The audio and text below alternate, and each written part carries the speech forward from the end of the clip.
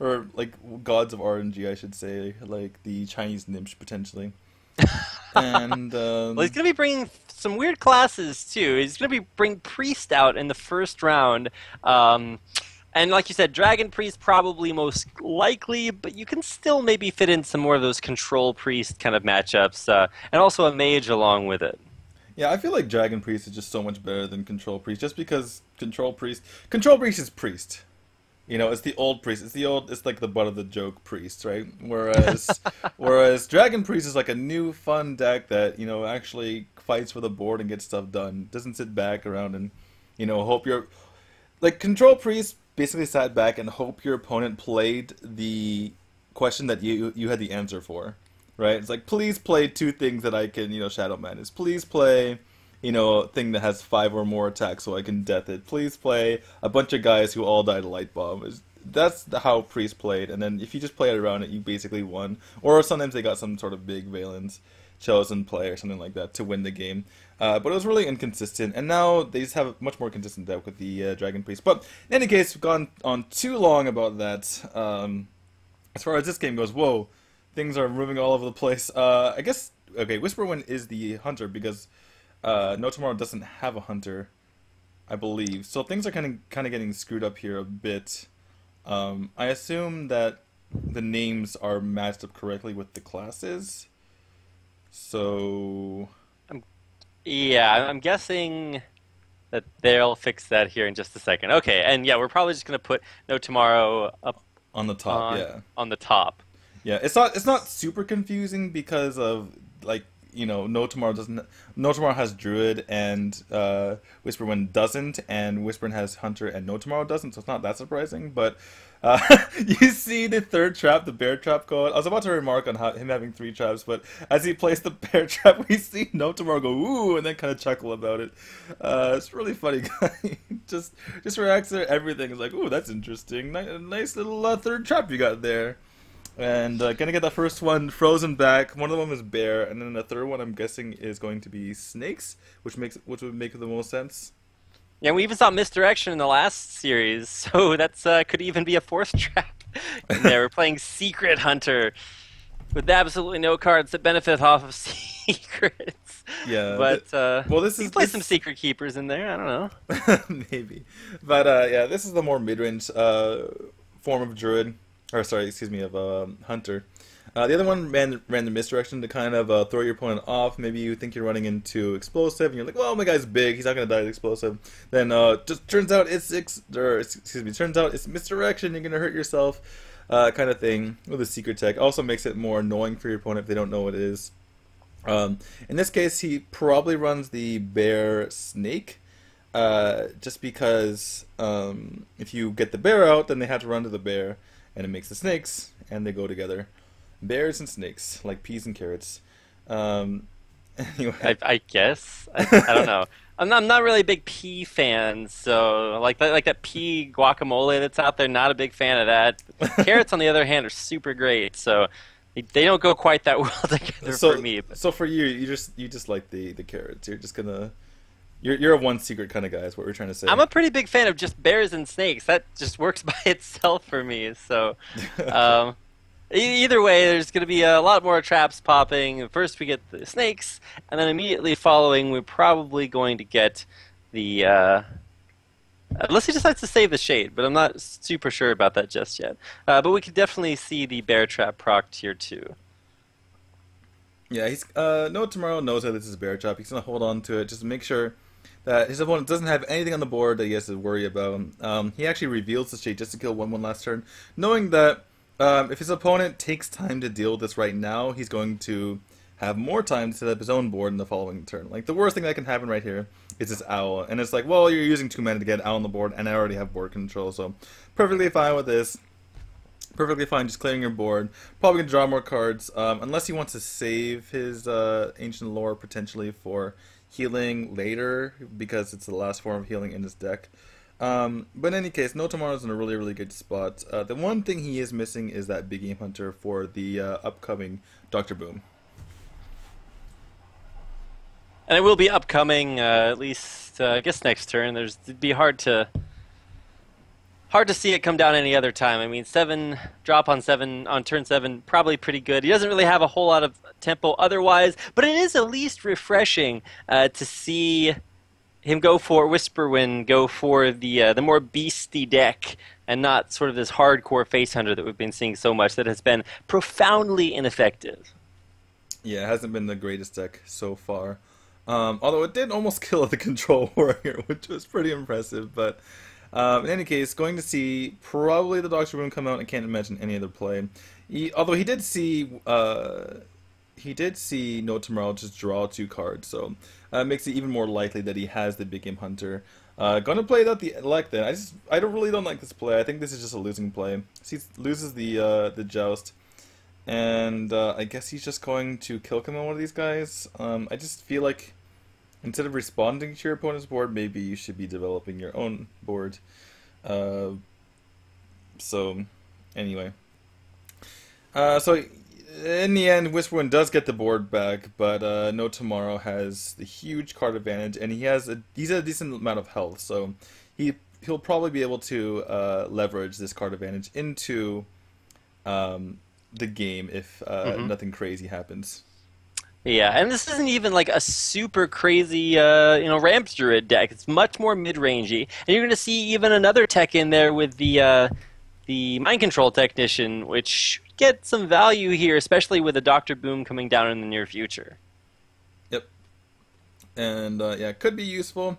I wonder if he tries to go kill off a Boombot first. Might be the play, but kind of getting a little bit ahead of ourselves, and actually Web Spinner, so we can actually play all of these things. I really don't like all this trading that that Whisperwind is doing, to be honest. I feel like Face is the place, and if he doesn't do it soon, it's just gonna be really, really bad for him. Though he does get to clear off his opponent's board so that the Dr. Boom can reign supreme. All right. Let's see how... Time... in a world of 1/1s, D2, it's time to steal the 7/7. So, do you try to clear off some of the 1/1s? I mean, he doesn't have, like, swipe or anything crazy. Well, he does have... Okay, he does have swipes, so... Yeah, I guess you could use your hero power to clear off one of the 1/1s and then swipe. But... I mean, he can guarantee clear this board even if he doesn't get the Dr. Boom by doing something like Mind Control Tech Swipe Savage Roar.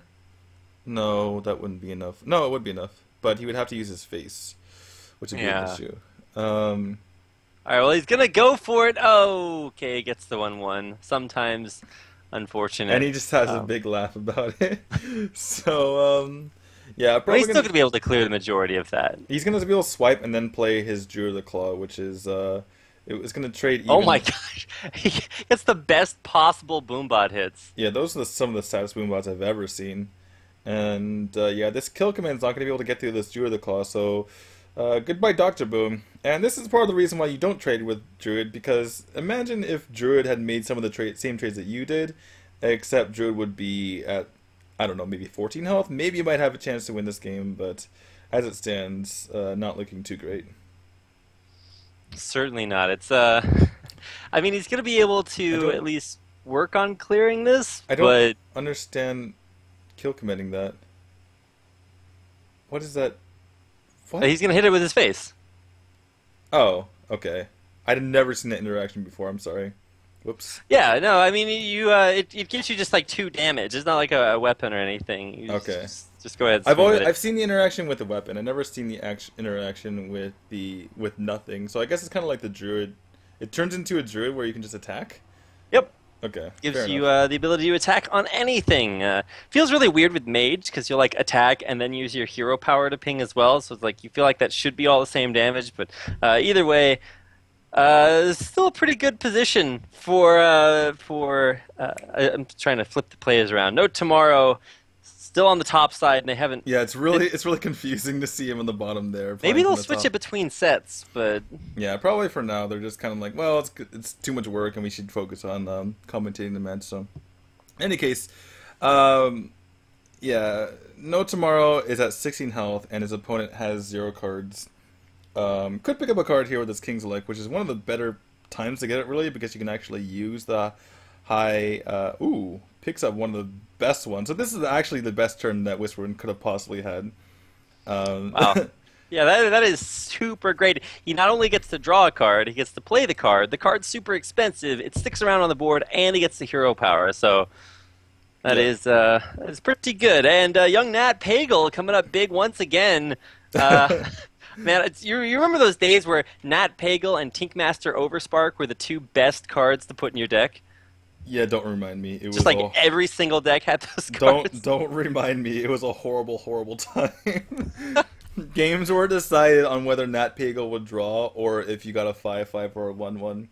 Yeah, and which card, you know, I don't know, like when you draw it, who drew it first? It was pretty crazy. What a time to be alive. But thankfully, we've moved on from those times and are now in a world where we have maybe a little bit less RNG. I don't want to make too many bold statements, but still a perfect way to deal with the cards on deck. Are you getting a little bit lag? Because I'm getting a lot of lag right now. I'm actually pretty good. Okay, it lagged a lot getting that Wrath in. And anyway, I think I would like to see the Shade trade into this King's Elect. I mean, I think he's thinking if I wait, then I don't lose anything, and I can kill it next turn and get value off that. But he still knows it's Bear Trap up there too, so he won't be hitting face for any time soon. Yeah. It's kind of funny that somehow Whisperwind is at 21 health, despite this Bear Trap being up from the very beginning of the game. He got swiped. He got 1 damage from swipe and a few damage from hitting other things, I suppose. In any case, it's going to be lethal. It looks like it is. He knows it's not explosive because he already... No. Wait, he hasn't tested for explosive. Oh, maybe he's just using this to clear? He could have a lethal if he went face. Maybe he made a mistake. He could have actually had lethal if he just hit the face with the keeper first. I mean, it's lethal anyway, but he didn't... If this was explosive, he gets absolutely wrecked. Yeah, explosive just kind of blows him out, and he just surrenders right then. But unfortunately, it is Bear Trap, and that is not going to be quite as... Yeah, I would say that's a bit of a mistake on his part, though, because... Didn't he have lethal anyway, or no? Wasn't there a guaranteed lethal even through the Bear Trap? Or am I just crazy? He was at 21. I'm thinking... I think he was 2 over. He was at 20... Because he could have used his face on the 3/3. So that's true, yeah. Because he had the extra mana because the Savage Roar was only 2. So it hit he would have run the Keeper on the face to just check.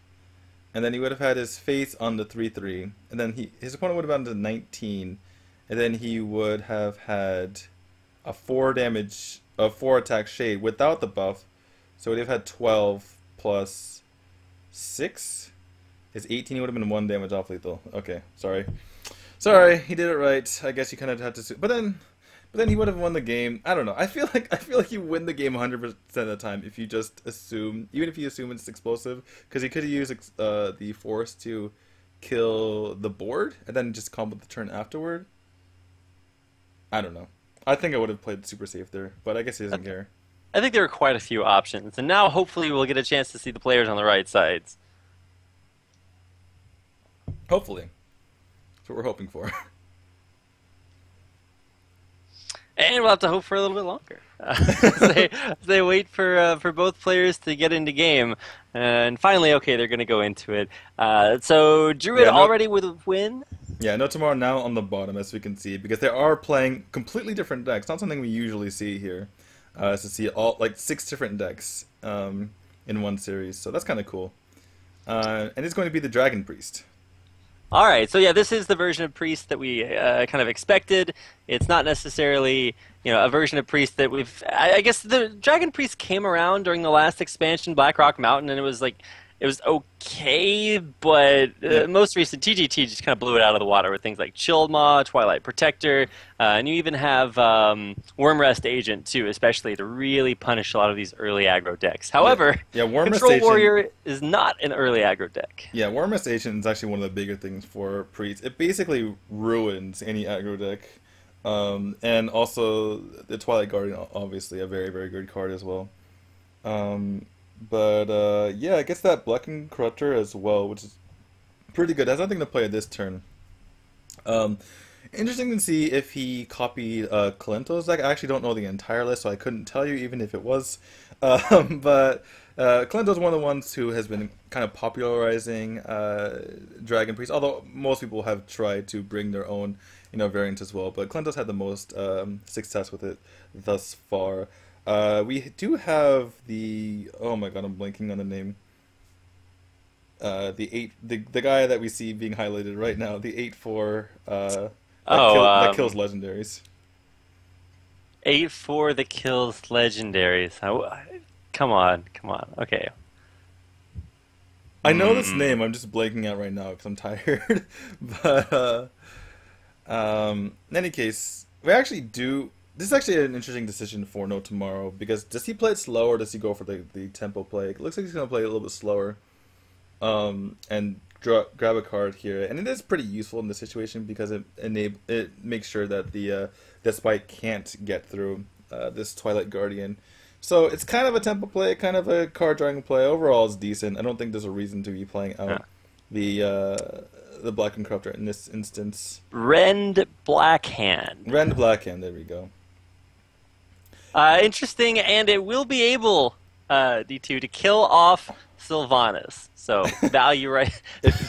Unfortunately, not super useful, and it would have to come a turn later as well. So yeah, Sylvanas just is really annoying in this situation for the opponent, or for NoTomorrow, and nothing really you can do. Just kind of put stuff on the board. Sylvanas can't kill herself off in this situation, so that's nice. And so maybe next turn you can kind of just trade yourself in, and it kind of makes it so that your opponent has to not play anything because then you can just sack your guys off of there, and you're not getting the worst value anyway. So, although in this situation, it just dies to the Death Bite. So, what's NoTomorrow gonna do? Not really sure. Your guess is as good as mine. In any case, Whisperwind's just going to go ahead and armor up, go ahead and just really pass his turn because he knows he has board control at the moment, and really nothing that NoTomorrow can do here. Yeah, Sylvanas is getting super tons of value, so good to see. Sylvanas. Sylvanas has been a card that I don't think there's ever been a point in the meta where Sylvanas was not a must-have in one deck or another. It's been just so good because the principle is it's just always strong. It used to be an aggro deck when it was 5 mana. Oh, that's true. Oh man, it used to be so ridiculously good because even in aggro decks, if you were a control deck, you couldn't put something big on the board because Sylvanas would just take it. And that was at a time when this was before Next Rammus, so there were no good 5-drops, there weren't Sludge Belts or anything like that. So it was either Sylvanas or Stampeding Kodo. Those are your options. So it's I guess I'm putting Sylvanas in every single deck because I need a 5-drop, and she's amazing. So eventually they nerfed her, but she was pretty insane at one point. Yeah, and to be fair, now we have Sylvanas versus Sylvanas, so we could definitely have some steals go right back and forth. And I don't know, he was hovering over a random Blackhand there for a second, but probably. Yeah, I don't know. Not too many great ways to deal with that. Great value off Shield Slam, though. So good to see consistency out there with Dragon Warrior being just as strong as it always has been. Yeah, Whisperwind kind of going with the, well, you can't deal with my Sylvanas apparently, so I'm just going to leave it on the board and not get any value out of it from stealing your stuff. But as it turns out, when you put more stuff on the board, Priest can use that stuff to kill your stuff. So goodbye, Sylvanas. Give me a card. And probably, gets that. The cards are coming out so fast, it looks like he's playing them in the wrong order. Powered Shield coming out, that Dark Cultist, going to be a 3/6, going to be a pain to deal with. And the Light Bomb coming out, a card I'm not a fan of in this deck if you watch my stream. Well, yeah, to be fair, the idea is you play a lot of low attack, high health monsters, so Light Bomb hurts your opponent more than it hurts you. However, unfortunately, doesn't do a whole lot for you. In this case, not really, but yeah, Rend Blackhand, I'm going to take care of this Doctor. I'm pretty good use of it, I suppose. Might want to save it for something like Ysera that we see is in the hand of Whisperwind there. At this point, do you know you're up against Dragon Warrior, though? Well, I don't think it's Dragon Warrior. I mean, It's just warrior. It's just like super late game control yeah, warrior. it's just Control Warrior, and I guess that's the only thing, right? If there's anything else, you can just light bomb it.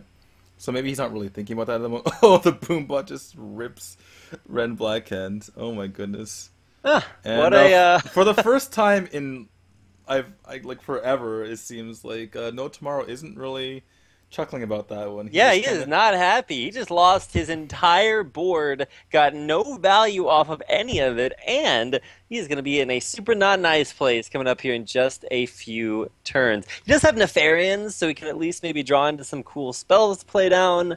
I don't know, man. It's he could steal the Boombot away this turn. I don't know if there's a whole lot of value in that, but death or pain rather, definitely a good way of dealing with the Sludge Belcher. Yep, goes ahead and steals the slime because otherwise the Death Spike gets really, really good value on the bot, on the Boombot and the Cabal, guaranteed even if the slime dies. In this case, it's a little bit more difficult to deal with the situation, but it gets the 4 onto the Cabal Shadow Breeze anyway, so you can take it out with this Death Spike. If he so chooses. Okay, all right. We talked about earlier how NoTomorrow is traditionally the RNG god. Like, he's the guy that you go to, but wait, what? You really value Execute over your second charge of Despite? Or lower than your second charge of Despite? What's the value from the second charge of Deathspite here? Like what does that do for you? It kills a thing that Execute could kill anyway. What? I don't understand. I guess you needed something to proc Execute, but I mean, you're pretty decent life total and you're playing against a priest. You could just use your Fiery War Axe against it. But yeah, NoTomorrow has no way to deal with this. You're just going to plop down the Sylvanas and hope that he's able to steal it later. Going to heal up his little slime there to make it a little bit harder to get through. And yeah, no real way for Whisperwind to deal with the Sylvanas. He can't really ignore it and go face, which is oftentimes the reaction that people have to Sylvanas. Can't brawl either, he automatically loses that. And yeah, I mean, I guess the only recourse is to just play out his Drake and an Armor Smith and hope that they're what the Sylvanas takes, but not the greatest spot for Whisperwind. And well, it's kind of a tricky situation for both players, honestly. Yeah, I wouldn't necessarily consider it like. I guess there's. I'm trying to figure out a way back from this. So, if you're NoTomorrow, how do you deal with this right now? Oh my gosh, he could totally Shrinkmeister steal Sylvanas away. If only he hadn't wanted to steal the 1/2 taunt. Yeah, well, he didn't. Earlier. Yeah, he didn't have it in his hand at the time, and he kind of felt like he needed to make a tempo play. In this case, Light Bomb's working well in this very specific situation, but I mean, Ysera is something that you can just steal away normally, like he said. So, going back to my point earlier, I'm not a huge fan of having the Light Bomb in this deck because you're kind of trying to battle for board control. When you're doing that, having a Light Bomb that just kills your own guys can be kind of iffy. And finally use that Deathspite to kill the other creature off, or kill the Warmest Agent off. I suppose Execute would not have been able to kill that, but it's not really something that you care that you leave on the board anyway. So, anyway, Chillmaw coming on to the hand of NoTomorrow. A lot of things you could actually do here. He can't actually kill that. What is he doing? He's just gonna. Okay, he's just gonna damage it. I guess he doesn't want his Chillmaw. He values his Chillmaw much higher. He wants to be an annoying roadblock later in the game. It's also probably one of the only taunts he has in his deck, which makes a bit of sense. I guess he figures he wants to get rid of this. He probably has quite a few taunts in there. He's lost most of his Twilight Guardians, but he probably still has the Wormrest Agent? Yeah, Wormrest in there too. So I think he just wanted to save it for the Death Rattle later on, but still somewhat. Oh my god. Confusing. Whisperwind going for the YOLO Brawl on wins, and NoTomorrow was absolutely shocked when the brawl went down. He's just like sitting there with his mouth open and he's like, What? I was as shocked as he was, and he just when he loses the brawl, he just laughs. That was a really, really unnecessary brawl, in my opinion. And he's supposed to be the guy that wins these RNGs all the time. But I mean, this is probably an unprofessional thing to say, but usually when you make bad plays, Hearthstone rewards you with good luck. So I think that's the case right here. Yeah, it was completely unnecessary brawl, so of course he just won it. So of course he just won it. Gets him back on the board, but this is where Chill Mod comes up so big. Unless it doesn't. Unless it gets dreamed away, and then you get Alex to the face, and then take an extra 10 damage on top of that. Well, I think Brawl's a good card, D2.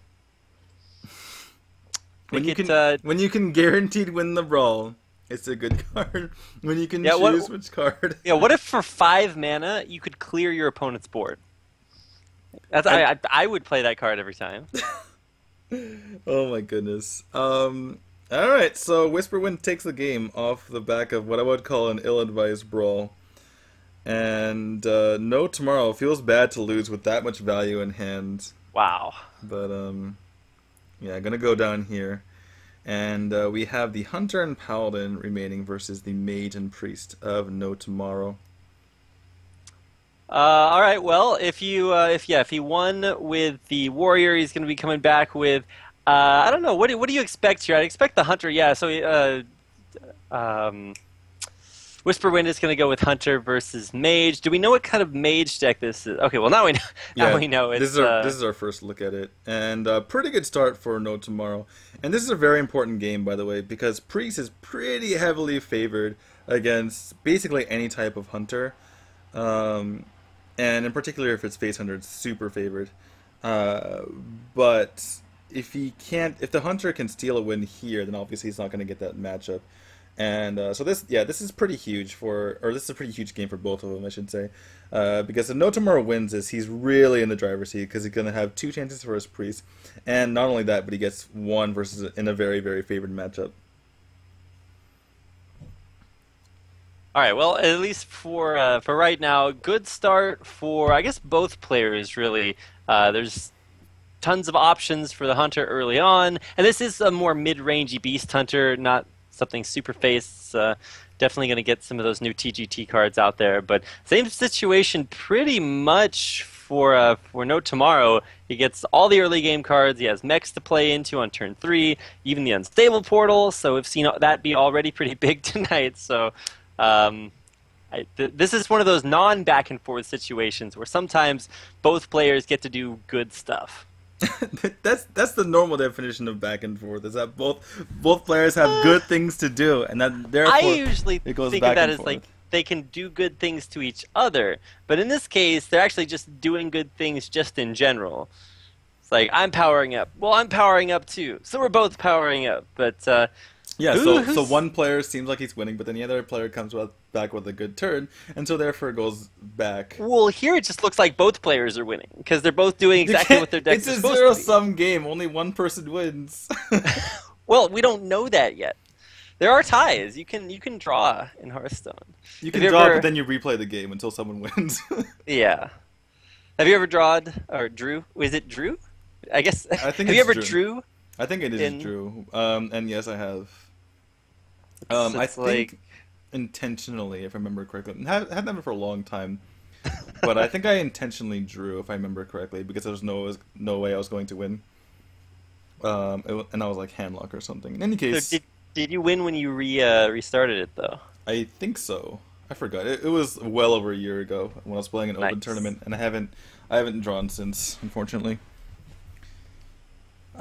So this I would say is a pretty back and forth game because both players have pretty decent hands, and they're both kind of making things awkward for each other. Yeah, you typically want the Mad Scientist early into like Animal Companion, and maybe some removal as well on the side of the Hunter wins that joust, by the way, and on the side of the Mech Mage, you want to have your early mech openings, and then into that Glob and Blast Mage, which obviously helps as well. So, Really awkward spot though for NoTomorrow because he's really afraid of attacking and giving that much value to his opponent via those secrets and the Eagle Horn bow. And Whisperin surprisingly going to quick shot off the 2-1. Okay, yeah, I guess really just afraid of, letting the tempo continue, but kind of a knee-jerk reaction. Definitely could have gotten way more value off of that. And speaking of value... Abomination is pretty interesting. He might just play that onto the field, just to... Because his minion doesn't die, but his opponent's minion does, and it takes care of the bow in a lot of situations. But it looks like he's just going to go for that Tinkertown. Yeah, Tinkertown. I mean, you definitely get tons of value off that. It's mana efficient. You get tons of stats on the board. Your tempo's good, and there are definitely positions where the hunter might have a little bit more on the board to deal with the abomination. Yeah. Another thing that he could have considered last turn before playing the Unstable Portal was the Goblin Blast Mage. I think he was 75 or higher because I know to kill the Elec, excuse me. Because obviously Arcane Missiles is 50-50. We all figured that a long time ago. If you add another shot on, then that would just be a 75%, right? I believe. Right. In any case, going to freeze back this Tinkertown Technician, and are we going to see the snakes? Yes, we do see the snakes, which is unfortunate. I think this is a pretty good abomination turn. Yeah, it could be this. Could be what he plays in this situation. But what do you do on top of that? Do you also trade your Shredder in? Do you play... I suppose you play the Unstable Portal. I mean, this is an amazing Goblin Blast Mage board as well, if you think about it. Oh, I guess that is true. You just have 4 1/1s out there, but and now maybe even Stranglethorn Tiger. Okay, a little bit. Just gonna play that out as well, I suppose. Like, wow, I'd really like a monster that does 5 damage for free next turn, and yeah, so 2 5 mana minions that, oh by the way, are coming down for 2 mana apiece. I don't particularly like the sequencing there. What I would have seen when I got off the web server. Maybe it makes a difference. Could have been an owl, for instance, and maybe your opponent, maybe your entire board doesn't die. But in any case, wasn't an owl anyway. Is the Max not gonna do too much in this game because you have to pay 6 mana to get it out. It's one of those things you really like to get off of Ram Wrangler, but if you're gonna be paying 6 mana to get it out, it's not gonna do very much for you. In any case, NoTomorrow looks like his RNG is coming back with that Abomination and that Tiger and the Blood Mace Thalamus, by the way. It's probably one of the best things he could have gotten, because it dies to the Abomination, but so do a lot of things, and on top of that, he gets the card off of it. And I'm gonna see where these missiles hit. Perfect missiles off the Goblin Blast Mage. God, okay. The RNG is back. All right. Sometimes, you stray a little bit too far away, start getting RNG'd. And by the way, in case you're wondering what the Chinese chat looks like right now, it is nothing but 6s. Oh my gosh. All right. Big plays being made here. NoTomorrow. That's why he has, living up to his name as the RNG god. Yeah, and this is something that we saw from Whisperwind in the first game, is play too much for board control and not enough for going to the face. I mean, NoTomorrow has to be feeling like excellent. He's at 19 health right now, but he's at 22 when his opponent just used a kill command on one of his minions. And here comes the Fel Reaver. I think we're going to see that come onto the board right now. Yeah, you generally want to get those down as quickly as possible so that you can start, making your end game win condition just realized. There's a lot of you also have the ability to taunt it up as well, if that's what you want to go for. And of course, Annoyatron in hand too means that it's going to stick to the board relatively easily. I think the only thing that kills it super easily is I don't know, Hunter's Mark maybe. Yeah, but he might actually taunt the Spider. It looks like he's going to go for that. Taunt the Spider Tank just to play around Hunter's Mark, make it that much harder to deal with the Fel Reaver there. And the Spider Tank is going to provide a lot of resistance as well. And the Hunter's Mark gets top decked. NoTomorrow playing around. Okay. Although, can he clear it anyway? It looks like he can clear it if he uses his face. 1-1. 1-1-1 face 1. Wait, does he run out of 1-1s? Hold on. How's he gonna do this? 1 there. He has exactly enough to be able to get those. He even picked up the owl. That's pretty that's pretty impressive. So yeah, he didn't even need to use his face there. Could have just owled, but man, getting through an Annoyatron and a taunted 3/4 and still being able to kill it. Plus, you get to discard 6 cards out of your opponent's deck, which included things like Doctor Boom, Frostbolt, rather. Yeah. Well, NoTomorrow still has kind of a hand. He's still gonna get board control here, so not the worst situation ever, but he can't really be too happy about And how do you what deal just with happened. Meixna? That's gonna be a decent card to come down. Maxna basically just hit face and wait for Maxna to kill your minions. You don't really care. You don't really want to kill Maxna yourself. In particular, this Fireball is probably just going to be going face.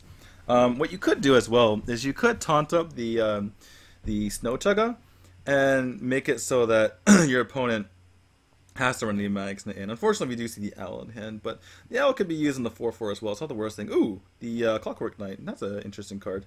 So yeah, probably going to see the Clockwork Knight onto the... Well, Snow Jugger. if we put in the Snow Chugga, and it's the only thing that buffs, right? But Yeah. but the only problem with that, I mean, obviously it's the only thing you can do, but if you taunt it now, then you're not going to... I mean, it's just going to die to Maxna anyway, but what can you do? Yeah, I don't think there are too many like super great plays there. You know that Meixna's going to kill at least something next turn, so you might as well make it as difficult to deal with as possible. And yeah, just going to go ahead and taunt the Snow Chugger. Yep, and not going to use that health buff because he figures that Maxna could kill anything anyway. Going to see this Night Juggler coming down, and are we going to see a push to... No, we can't push to face because we're going to die. We being Whisper Away, excuse me. And yeah, so Max is going to kill the 5/5, but looks like he has no way to deal with the rest of the board. And with that Fireball in hand, NoTomorrow is going to finally take this game after all the back and forth, Rapid. Wow. Okay. Yeah, I guess that was to be to some extent back and forth. Although I guess most things generally are, unless it's 30-0 sweep, and you're just like, wow, okay, that didn't go well. That's why I like saying it, because it's always true. But then what does it mean? Like, if every player is a good player, how do you compare? No, I mean when the game is back and forth. When when it seems like one player is winning, but then the other player makes somewhat of a comeback and changes the state of the board. When someone just has the perfect curve and the other person has a horrible hand, just completely one-sided, then I don't see it. But yeah, we're going to see the Hunter try and take out this Priest. Mid-range Hunter are going to be doing a little bit better job against Priest than something like, Face Hunter. But pretty good hand coming out of the Priest, so it's going to be an uphill battle. Uphill to some degree. I mean, at least for right now, a Hunter, especially if this were like Face Hunter, would have a lot of problems dealing with Dragon Priest. That's basically one of the reasons Dragon Priest is so good. You've got so much stuff that you can just throw down to stop early aggression. But this is a little bit more rampy, so you're going to see things like this King's Elect. Low chance of success, but he wins up the Dr. Boom. All right. So he gets the one super high value minion in his deck. I guess he could have gotten... things like Savannah High Mains, but he's going to put it in there already.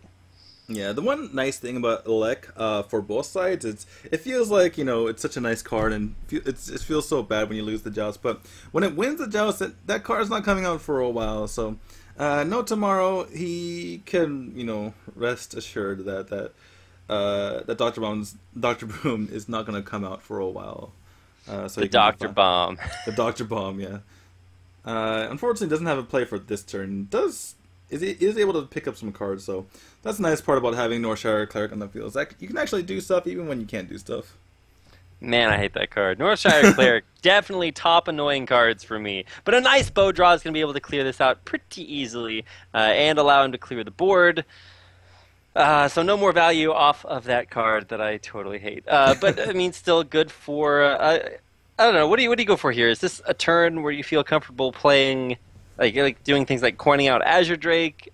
Yeah, the reason why I don't want to coin out Azure Drake is because you really want to get value of this Cabal potentially, and it would be really nice to take this Scientist and just get out of the way. Although that Lothrop's going to stop that in this track. So now, having that, picking that Dark Cultist was really nice because you didn't have to use that coin, and it provided the same amount of.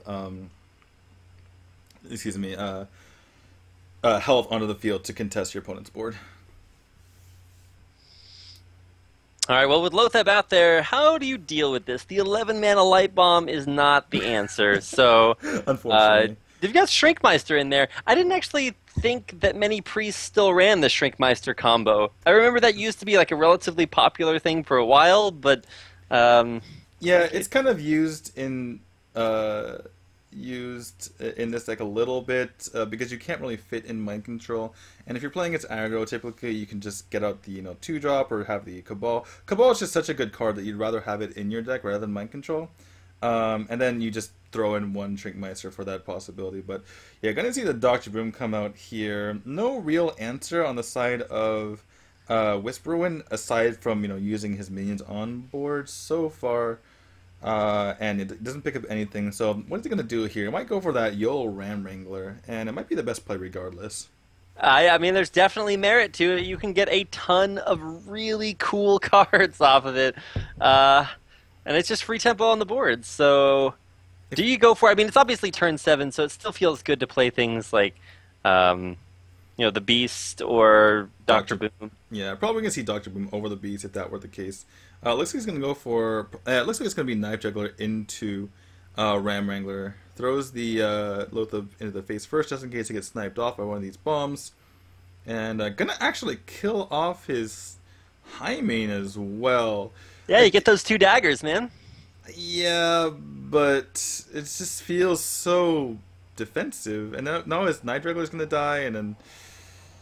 and NoTomorrow's gonna start BMing him. Gets a Direwolf Alpha, but that's not terrible. You can cascade that if he plays out down a big minion. But yeah, I imagine we're gonna see some sort of light bomb. The question is, what kind of secret do you think it is? Do you think it's going to be the freezing? I'd say freezing. Yeah, I think freezing's the most.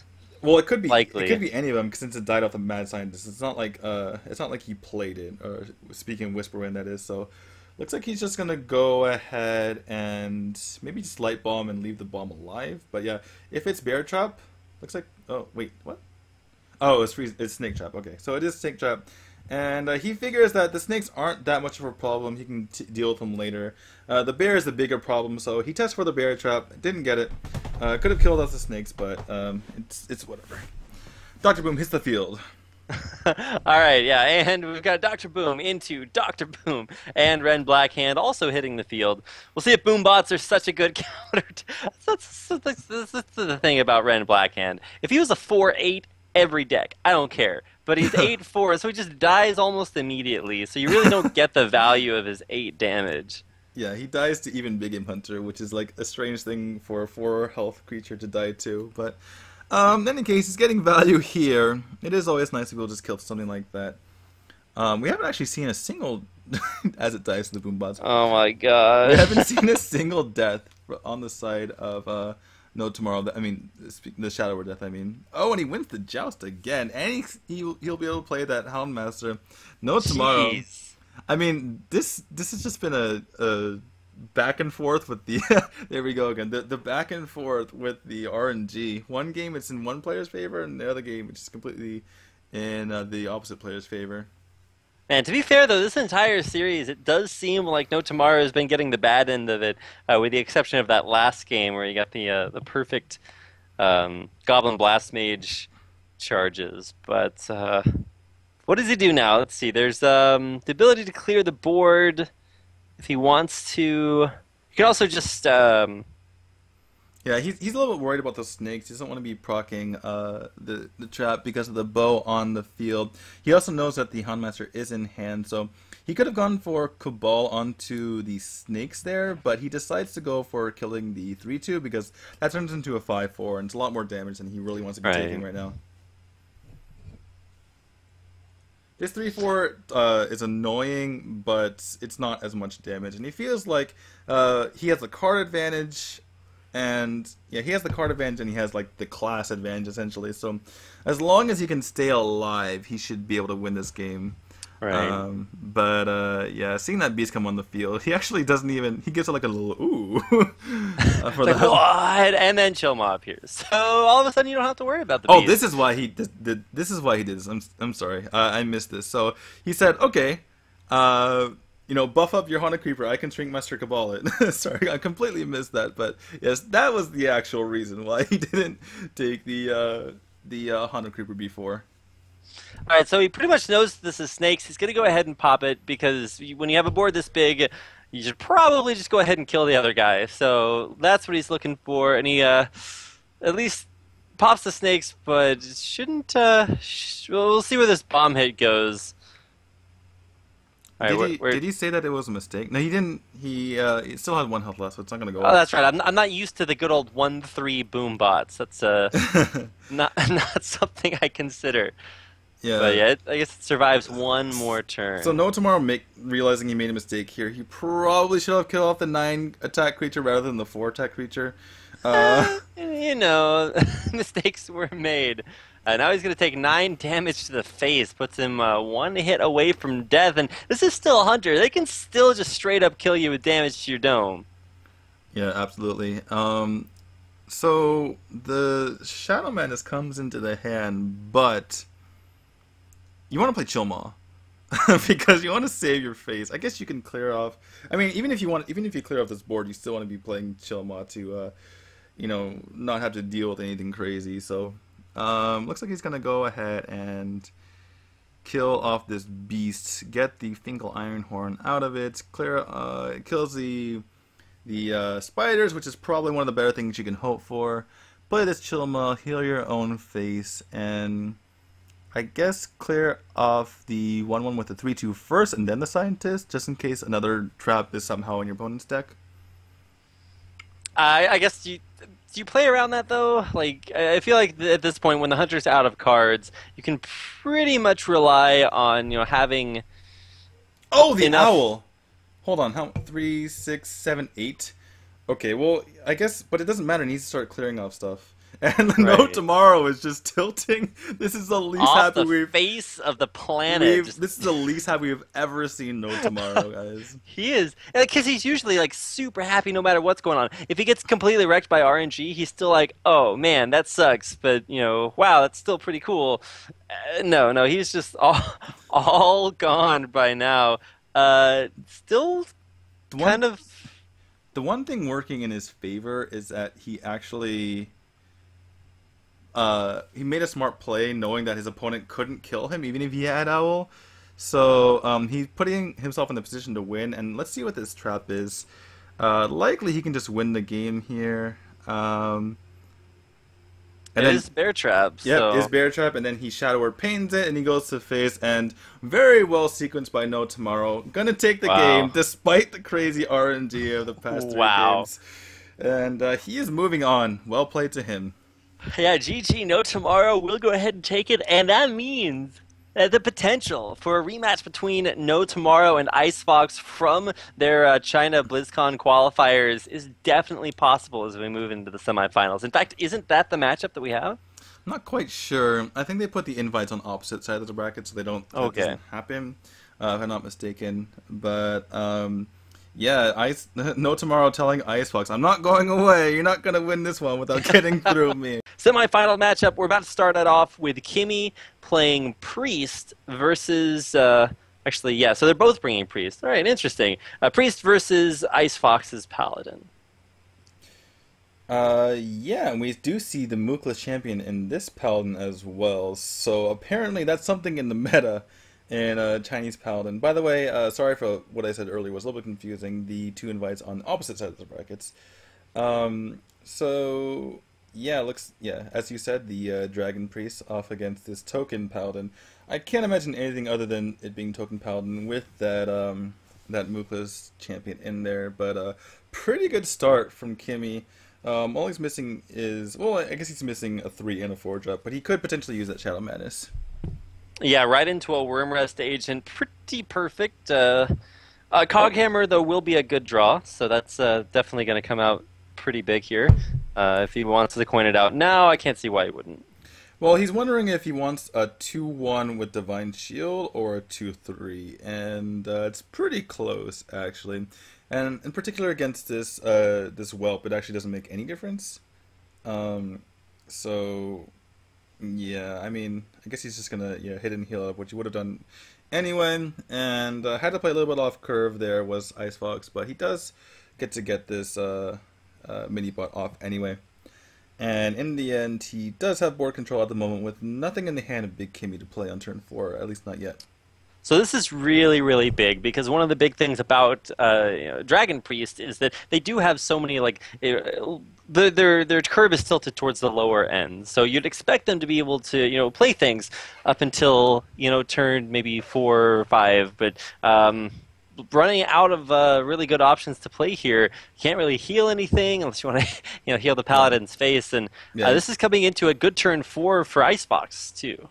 Yeah, really, really hard to deal with this Murloc Knight on the side of Priest unless they have Shadow Word Pain. And a mini-bot's annoying enough that you might actually see Shadow Word Pain on that. So IceFox just going to take a chance. And, oh, the Twilight Guardian 1 turn too late. Imagine if he had, I was going to say, imagine if he had Twilight Guardian this turn, how different it would be than having to do nothing. And, yeah, it really, really hurts to see that.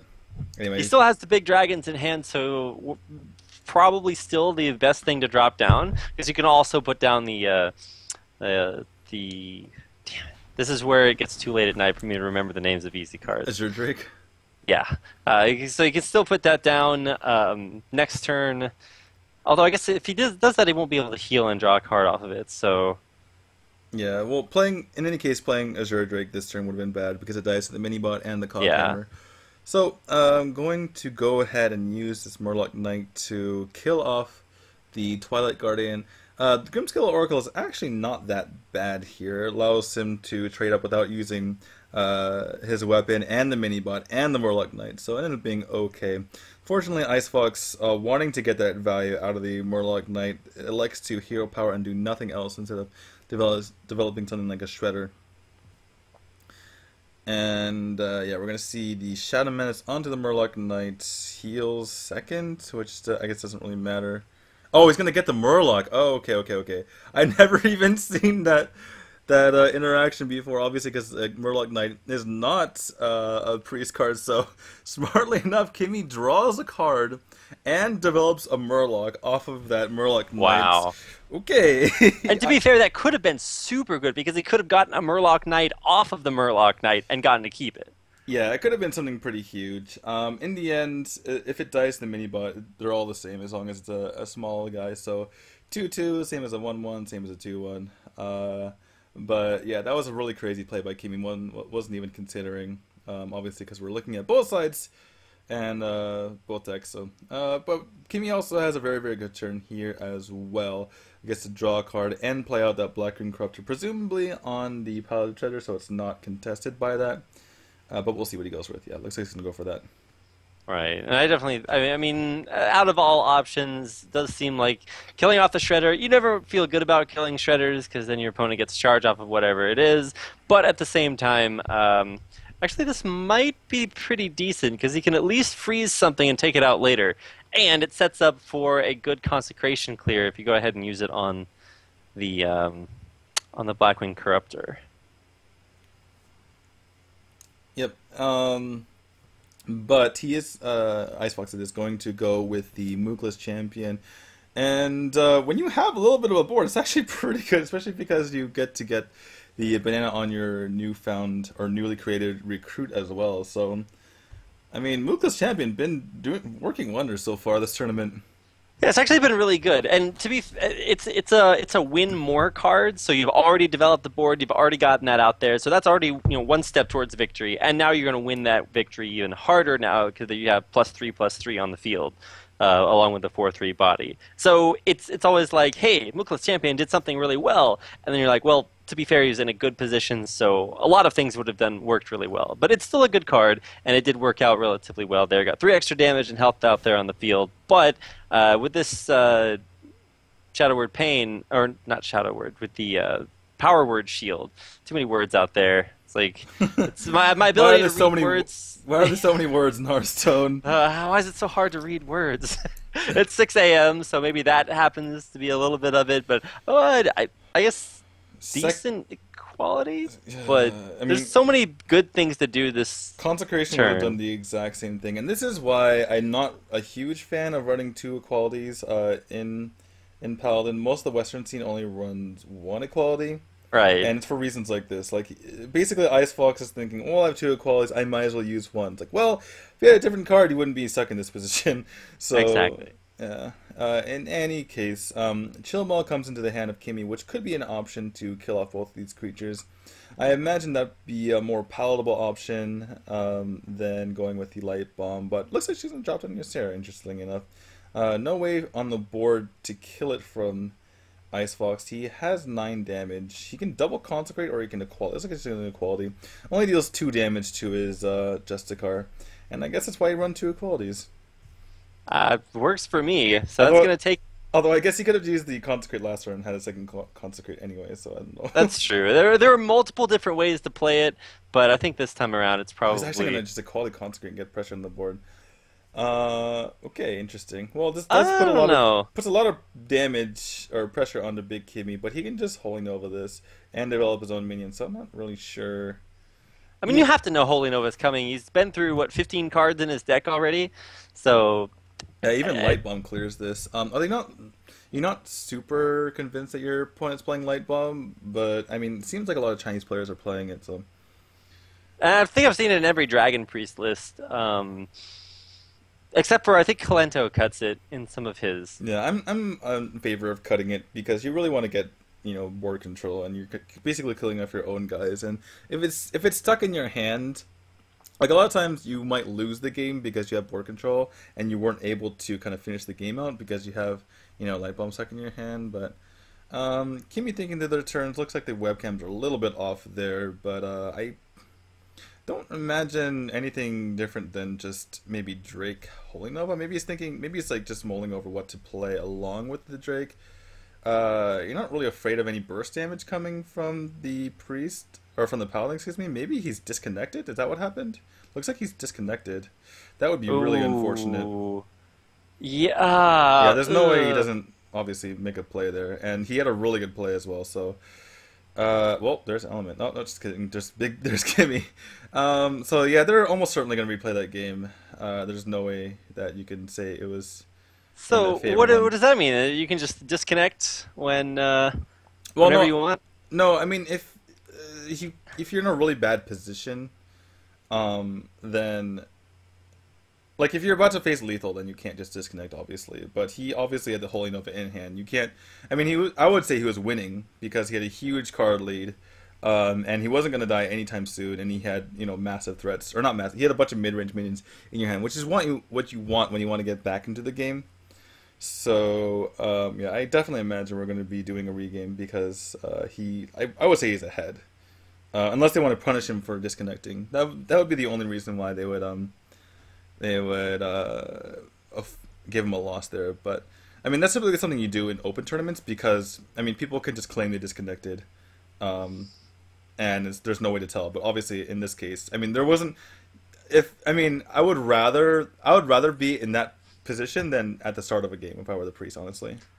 I guess I can feel you there. And Tiddler rushed off to the Batmobile, so he was able to. Maybe it's the Tiddler Mobile, the Celestial Mobile, something like that. But he's back and ready to save the day as we get into what should be a regame.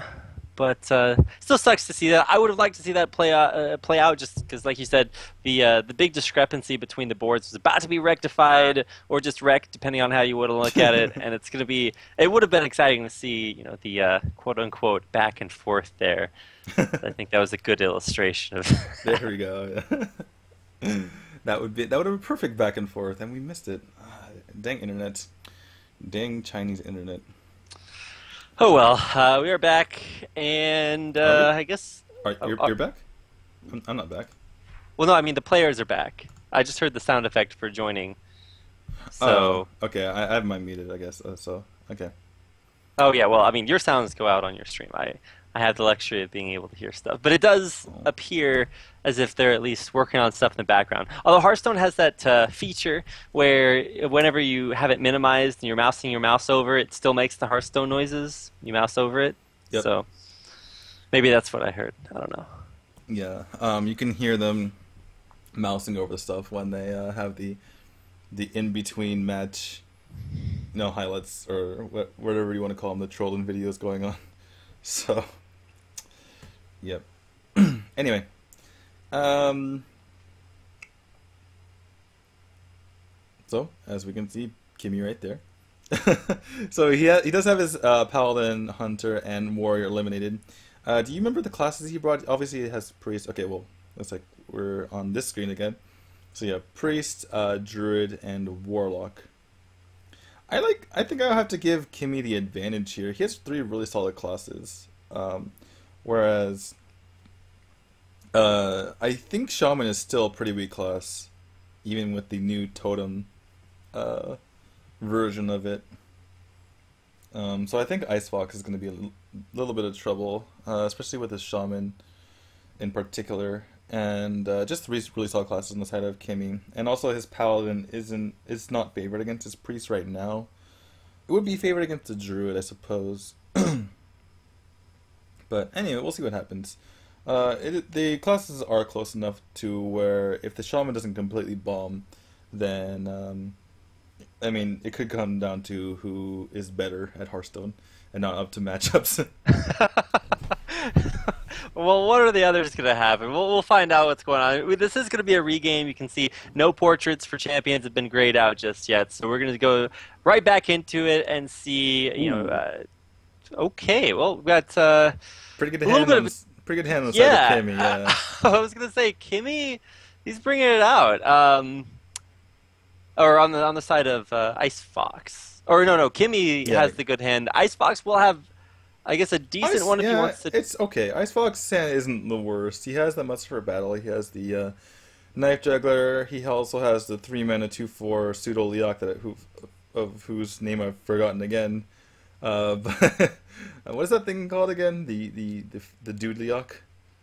Oh, we looked it up during the Chinese World or Championship qualifiers, but okay, I'm all right. So he's gonna look at yeah, Warhorse, something like that. Well, is that well, there's two Warhorses. There's like it's Warhorse Trainer. There Warhorse Trainer. Okay, I have to remember that. It's a trainer. It trains the dudes, but he doesn't train the horses. Maybe the dudes are on horses. Yeah, there's Warhorse Trainer and then Armored Warhorse, which is the joust to get charge. Oh, yeah, that's the charge one, yeah. The Armored Warhorse, but that's an actual horse, so... Yeah, this is the Warhorse Trainer. So you're training other horses. So the idea is that somehow giving a Silverhand recruit a horse makes it deal 1 more damage. That's Hearthstone logic for you, so I don't know about that. It makes sense to me. I mean, if you think about in Hearthstone, like a dude is a trained soldier, so if you give him, you know, a horse, then he's just going to be, you know, twice as strong. But it makes you think about things like Cabal, Shadow Priest that can deal 4 damage. Like, whoa, that's a really buff woman. I don't know. If you think about it, right? She's supposed to have this lady with like crazy mental powers, but apparently she's been working out. I guess, man. I mean, I've watched Polish weightlifting competitions and can confirm there are some pretty buff women out there, but at least for... Could she control minds, though, is the question. Jeez, I don't know. I don't even want to think about that. Oh my. The things we think about. My God. You don't think about why certain things in Hearthstone have a certain attack power? Sometimes yes, but in that specific situation, I think I neglected to do that. Anyway, IceFox is going to go for the second muster for a battle, making a bunch of 2/1s, which he can then turn into 4 3s if he can successfully get this quartermaster off. But this should set off alarm bells in Big Kimmy's head.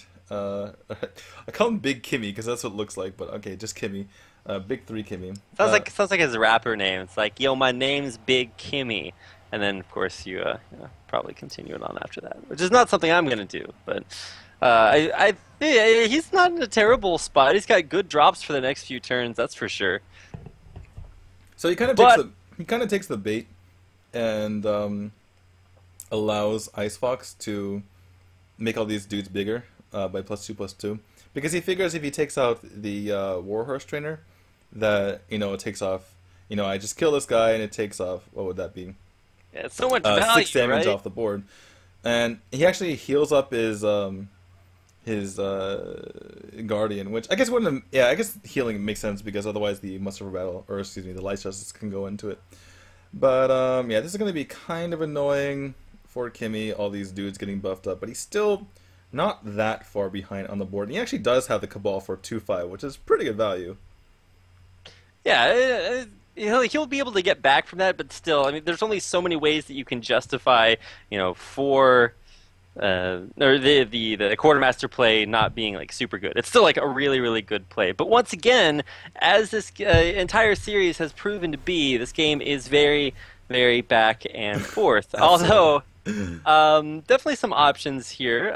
Dr. Boom on turn 7, still a really good idea. But you can also do other things like... No, you Dr. Boom. You always just Dr. Boom. He's green.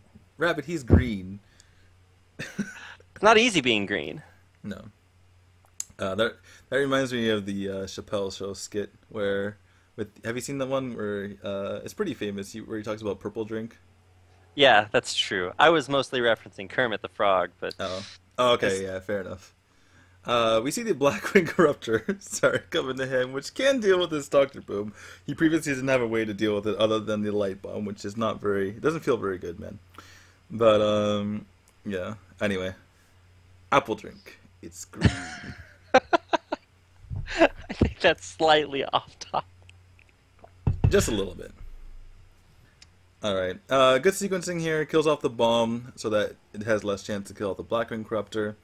Gonna go ahead and kill off the Dr. Boom and heal off his newly acquired, or recently acquired, Quartermaster.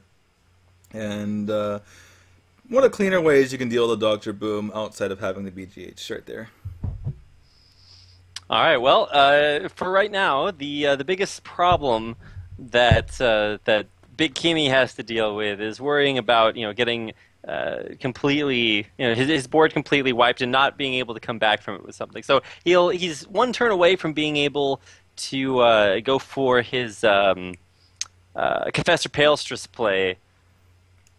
And then summoning a lower Walker Show. or a I don't know. There's just so many as great a card as that is. I love playing Confessor Palestress because when I got that as a legendary, I'm just like, I didn't just get one legendary, I got a lot of legendaries. And then you realize that there are so many just terrible legendaries. I don't know. The first legendary I ever summoned was like a Sky Captain Crag, and I was like, okay, I have no pirates in my deck. What does this even do?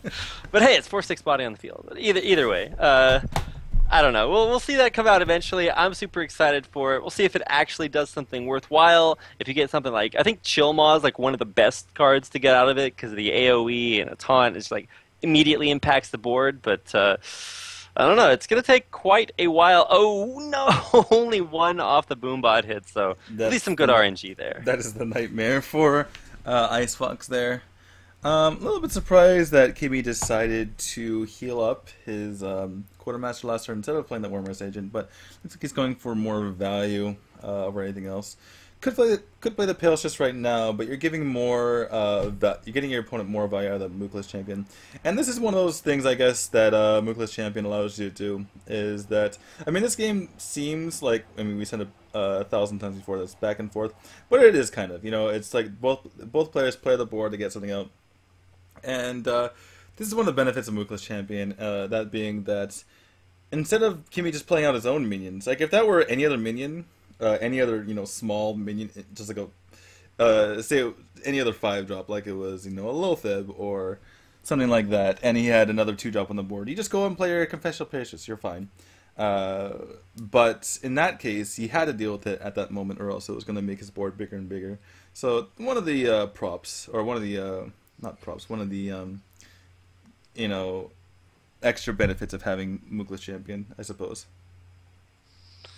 I guess there are a few benefits from it, but at least for right now, who's ahead right now? I mean, Confessor Palestress, it's a pretty big swing, and I don't see anything that's necessarily quote unquote big for IceFox. So you can hope to set up a couple of dudes and then get the Quartermaster value off of them. But I suppose he also hasn't drawn into any of his bigger things. I don't know if he plays things like Tyrion. Well, hold that thought. We're going to see what this pale just pink. Oh man. And it's Peeling it off. It is Dr. Boom. No, not bad. It's pretty good. Guess 7/7. I don't know what the average that you can expect off of getting a legendary is, but 7/7 seems pretty good for me. I would say that's slightly above average, I think. Because sometimes legendaries have like battle cries, and then it just makes their body smaller. So it makes them not as good. Although most of them had death rattles, I guess. There's quite a few with battle cries, but got a little bit unlucky getting one of them. Yeah. But there's definitely much worse ones. I think that's absolutely fine. To get that, looks like he's reaching for that consecration. Needs to get rid of that pale just right away. Gonna kill off this Wormrest agent. Use his face in the pale stress, and he's actually down to 13 health. And I'm not really sure how much healing he has in IceFox decks. By the way, 2 solemn vigils. Interesting. I mean, it's gonna get a little bit of value. It gets what is that? 2 less than it would have cost before. So 3 mana for 2 cards sounds good to me. And you don't overload yourself for 2 at the cost of just 1 less mana like you do if you were a shaman. Yep. And I guess it makes sense with all the dudes that he has in his board. Makes sense to do that. And 3 mana Holy Nova. That's one of the benefits of having Dragon Priest, is all of a sudden you can do things like have spell damage Holy Novas. I guess that was something before that you could do with the Valence Chosen, but still. Getting that extra spell damage in there, getting those nice 3 damage Holy Novas. And Justicar, you do get to make some dudes, which I guess he wants to do right now, but not looking the greatest for IceFox right now. Yeah, IceFox, he'll be able to span the board a whole lot, but that doesn't keep you from dying, which is currently the struggle that he's facing immediately. Yeah, exactly. And although this 6/3 is kind of annoying, can take out this Dr. Boom pretty easily, so you might have to trade in his Drake to keep it safe, although he could just death it, but deathing something that has 3 health doesn't always feel the greatest. Shadow Manus can be okay, but not at the moment. Do you push face? Do you death? You could play the Wormrest agent. The funny thing is the Wormrest agent benefits off the Twilight Guardian, but not the other way around, unfortunately. Oh, yeah. So you could play the Wormrest agent and maybe just get something to stand in the way, but it trades pretty horribly with the Pallet Shredder there. So yeah, it looks like he's gonna death it so he can put some more pressure onto the face, and probably gonna elect not to play that Wormrest agent, or maybe he just plays the non-buffed Guardian. Nope, gonna play the Wormrest agent. Okay, makes a bit of sense. Just kind of protect your guys who are dealing the damage, and might have to see a silence out of this, or a silence onto this agent just to kill off the yeah. Consecration draw though is actually, I guess, okay, never mind. It's not actually all that great. It does allow him to kill the Wormrest by just hitting it with his face. And I guess there's not too much else to silence other than I don't know. So he's going to silence the Wormrest so that he can trade better with the Azure Drake. So he doesn't die. He basically just doesn't want to die right now. So, and he likes to make a bigger board rather than kill off a 1/4, which doesn't really do anything. But unfortunately, putting guys on the board makes you die, says the priest. That's the struggle about playing against priest. It's like you're killing yourself because they use your own stuff against you. Yep. And well played by Kimmy, honestly. He really diffused a lot of situations, and I really like the play of being risky and going for the face at the end there. Just recognizing an opportunity. It's kind of the opposite of what we saw from Whisperwind last round, where Whisper really wasn't very aggressive and it cost him. And we see now, I would say the proper way to play is when you recognize those opportunities to be aggressive, you go for it, and it certainly paid off this time.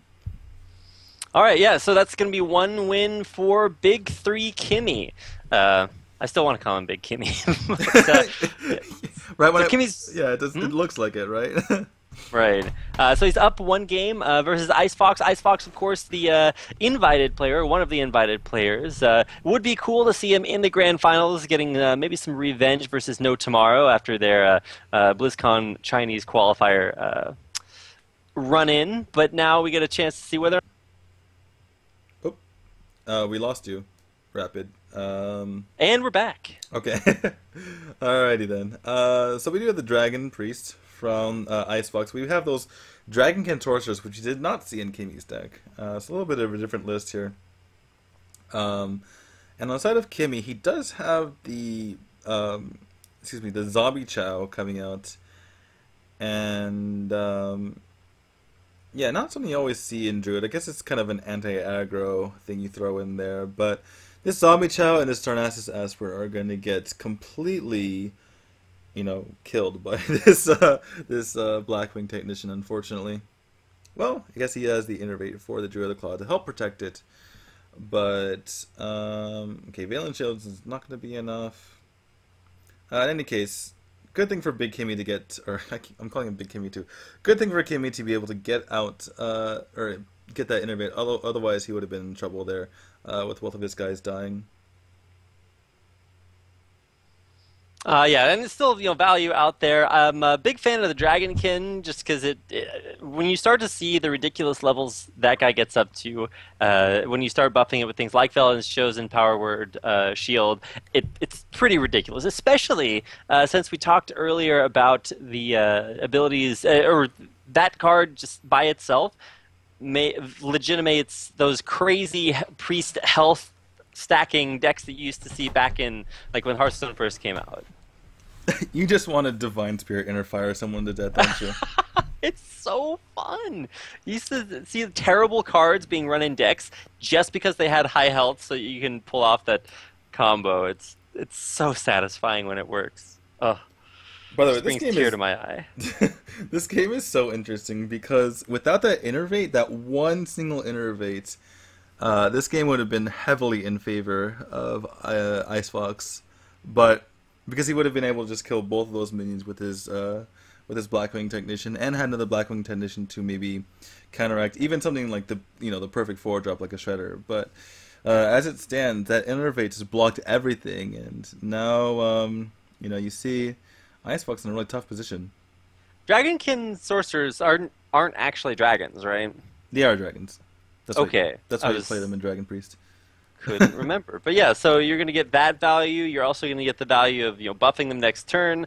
But he can only really play that on turn 5 if he wants to use Power Word Shield. So instead, he's actually going to play that, draws into another one, but also has a Velen's Chosen. So next turn is still good thanks to that Power Word Shield draw, but also good to try to keep these Technicians alive. Unfortunately, there's not going to be a next turn because Kimmy has Savage Roar, and that's going to be it. So, yeah, unfortunately. I was building up a story. D1 or D2. There we go. D1 is your predecessor. Yeah, it's always the worst feeling in the world when you get killed by a Zombie Chow. It's like, I could have killed that guy to give myself health, and now he's killing me. But, yeah, unfortunate. It's like that scene from the movie Troll, which is like the worst movie ever. I think it's Troll 2. Because they had to make a sequel to the worst movie ever, where the guy's watching the trolls eat his friend, and he's like, they killed him, and they're eating him, and now they're gonna eat me. And then he just looks at the camera and screams, and it's like no, you're actually just acting really terribly.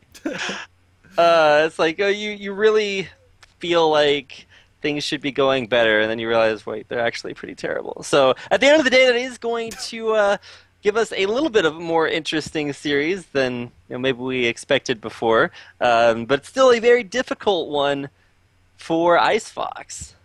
Yeah, Kimmy going up 2-0 now, on the back of those 2 death rattles that actually are bad for you when they die. But in any case, yeah, we have the double Northshire Cleric, which is typically good against aggro, but not in this particular case because Kimmy has the exact perfect response, which is to have 2/3/2s hit the board, but Valen's Chosen top deck right on time. Oh man, so that is a welcome addition to the deck, but at least for right now, and I'm gonna have to do a quick refresh because I'm a little bit behind. This is still a pretty scary deck that Kimmy's fielding. It's a much more early game zoo-y feel to it, but it is still the more traditional Demon Lock at its core. Yeah, I think it is a traditional Demon Lock. He just happened to get those early drops in the Abusive Sergeants and the Knife Juggler and the Flame Imp. Just happened to get a little fortunate there with his draws, but I do think that it is going to be your standard zoo, excuse me. So he's hovering over that abusive sergeant. Imagine he's going to be going into Coin Defender of Argus. I don't really see any other reason to be using the abusive sergeant here. Just kind of maximizing damage. It's one of the situations where you know you're at a disadvantage against the priest. They have so many ways to kind of kill you.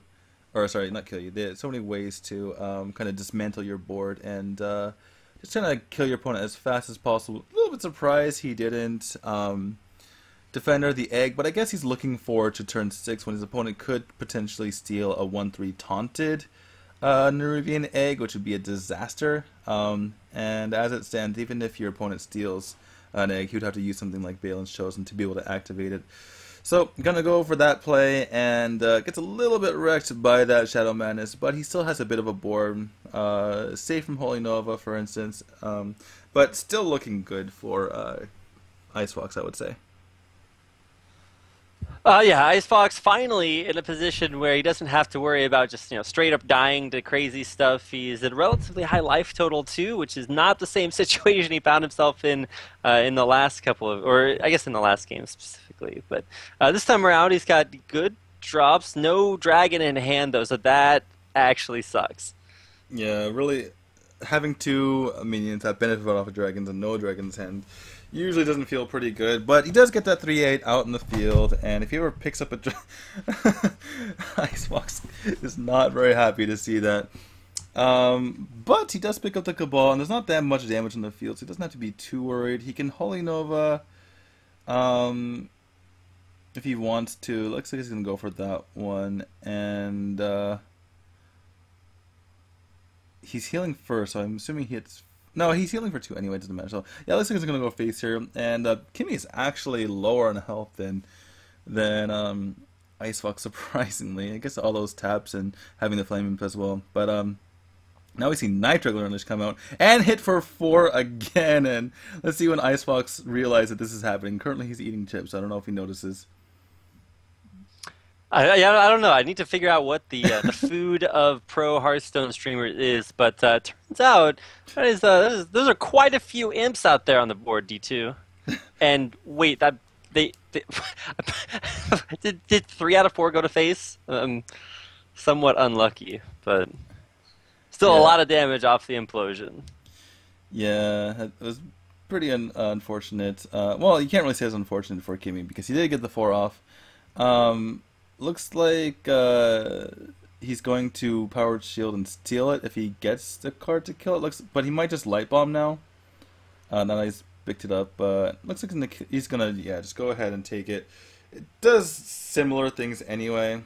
He's likely not gonna die, so it doesn't really matter leaving these guys on the board. Although I'd like to see the Kabbalah turn prior, just because I mean he could have saved the the AOE in his hand. Yeah, unfortunately, yeah, you can't have cards before you draw them, D2. It's not a perfect world that we live in. No. He could have used the Cabal the turn before, and then... Oh, the Cabal the turn before. Yeah, I thought you meant the Light Bomb the turn no, and then had the Holy Nova still in hand, and then he could have gotten a better value out of the Cabal, like gotten the Void Collar or the 2/3, and then he could have killed... No, he could have, he could have cleared the entire board with the Holy Nova, and then killed the Nerubian egg off in that situation, but... I guess he didn't want his board to die to the Zeus board in that situation if he ever played whoa, sorry, everything is lagging right now. But I guess the opponent's board could have traded for his Cabal and is still a minion, but I think that's actually fine because if you're clearing the Zeus board, you're in a good spot.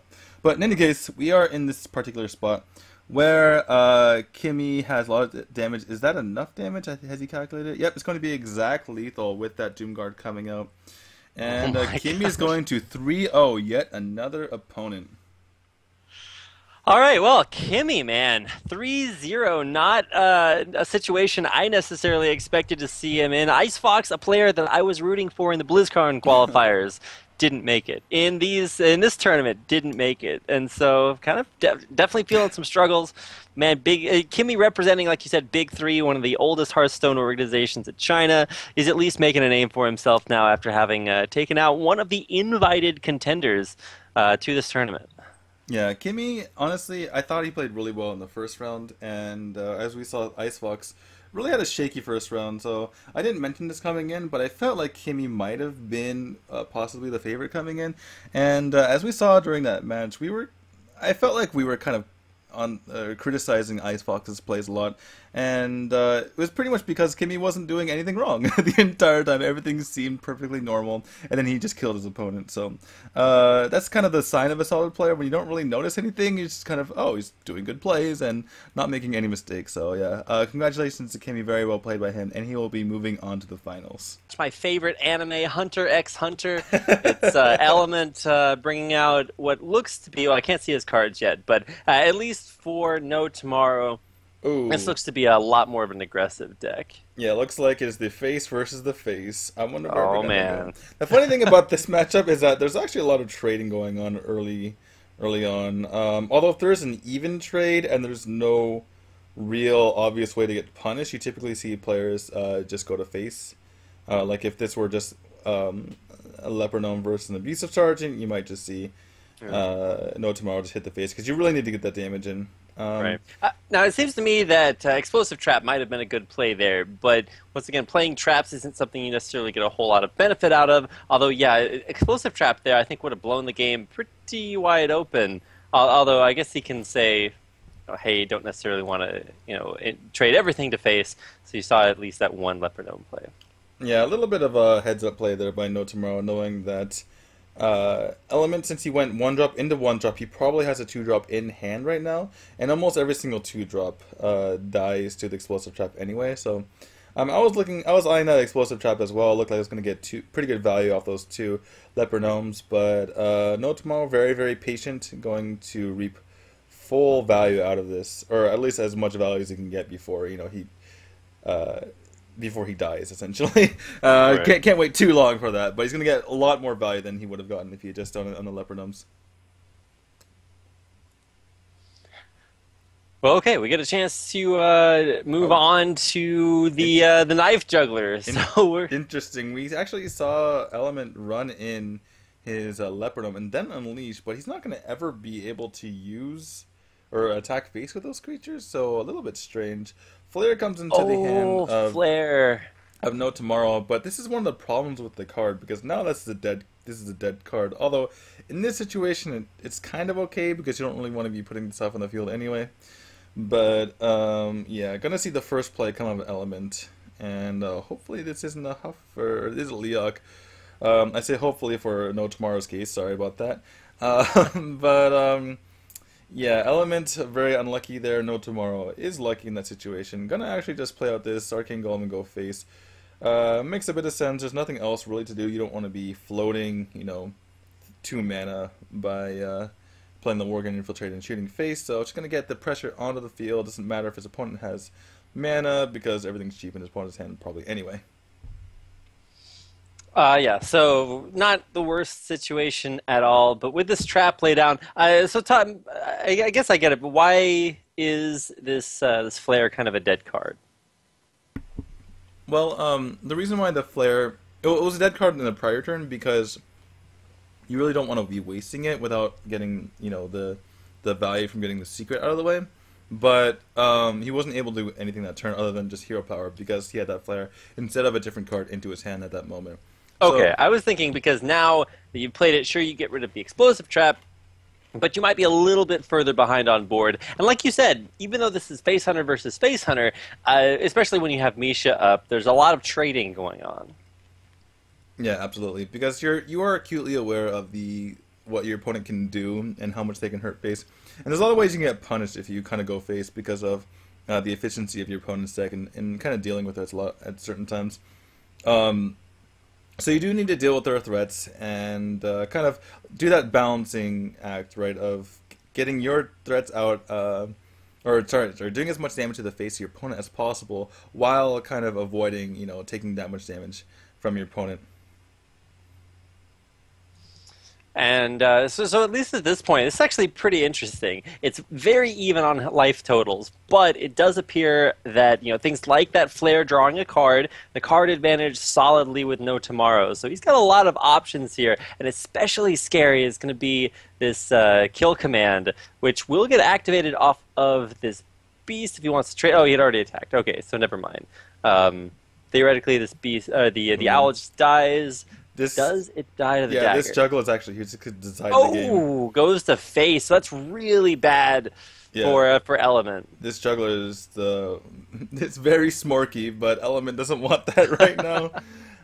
Nitro goes like, I got it, guys. I got it, boss. We got this. Go in face, right? No. So you do have to kill the owl here, right?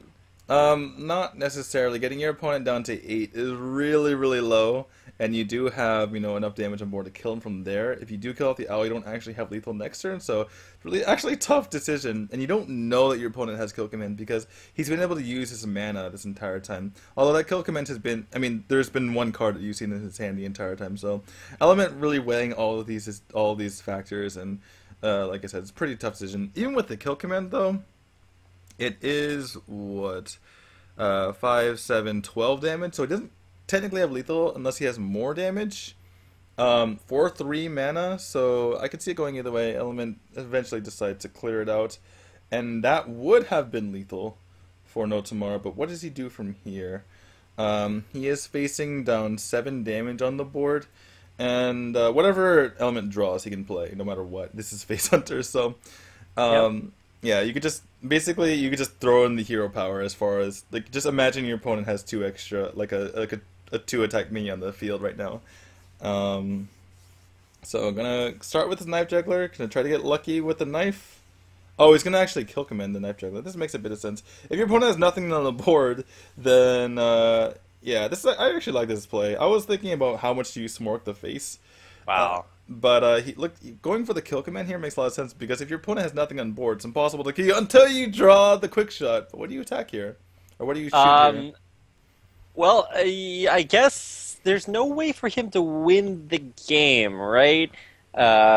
If there's nothing quick shot could draw that would win this for him. No, yeah, you could draw a quick shot into another quick shot. He's already used one quick shot, I believe. Oh, that's true. That's true. That's true. Yeah, so he had to kill the knife juggler because I think literally anything kills him on the side of NoTomorrow because all he had to do was draw 1 minion and he would have had lethal. Because the knife juggler would hit it. Oh well, all right. That is a card, yeah, and but it's gonna give him lethal there. So. Congratulations! Off the top deck, NoTomorrow is going to survive to live to one more tomorrow, or at least for one more game. We'll see if Element can bring things back. A Hunter versus Hunter matchup. We haven't seen a Hunter win tonight, or at least a Face Hunter win tonight. Yeah. So I guess the only way that it wins is when it's playing against itself. Also, the only way that it gets to turn 9 when a Face Hunter evolves when they play each other, right? Because either they've won, either they've killed their opponent, or the game is over and they can't win, so they concede. Right? No? Hello? Yeah. You don't agree? I will. Okay. No, I agree. I'm just gonna agree there so we can get into this game. So okay. We got Tempo, or not Tempo. I guess this is Tempo. Yeah. This is weird, actually. I've never seen Divine Favor and Fencing Coach in the same deck. Huh. Why do you have to... I'm confused about the Divine Favor, honestly. Typically, when you're playing the slow game, i.e. when you're playing, cards with Inspire, so you kind of get things on the field, and you want to get as much value out of them as possible by clicking that hero button, you're typically not playing things like Divine Favor, because you're not going to be really running out of cards, because you're making full use of your hero power.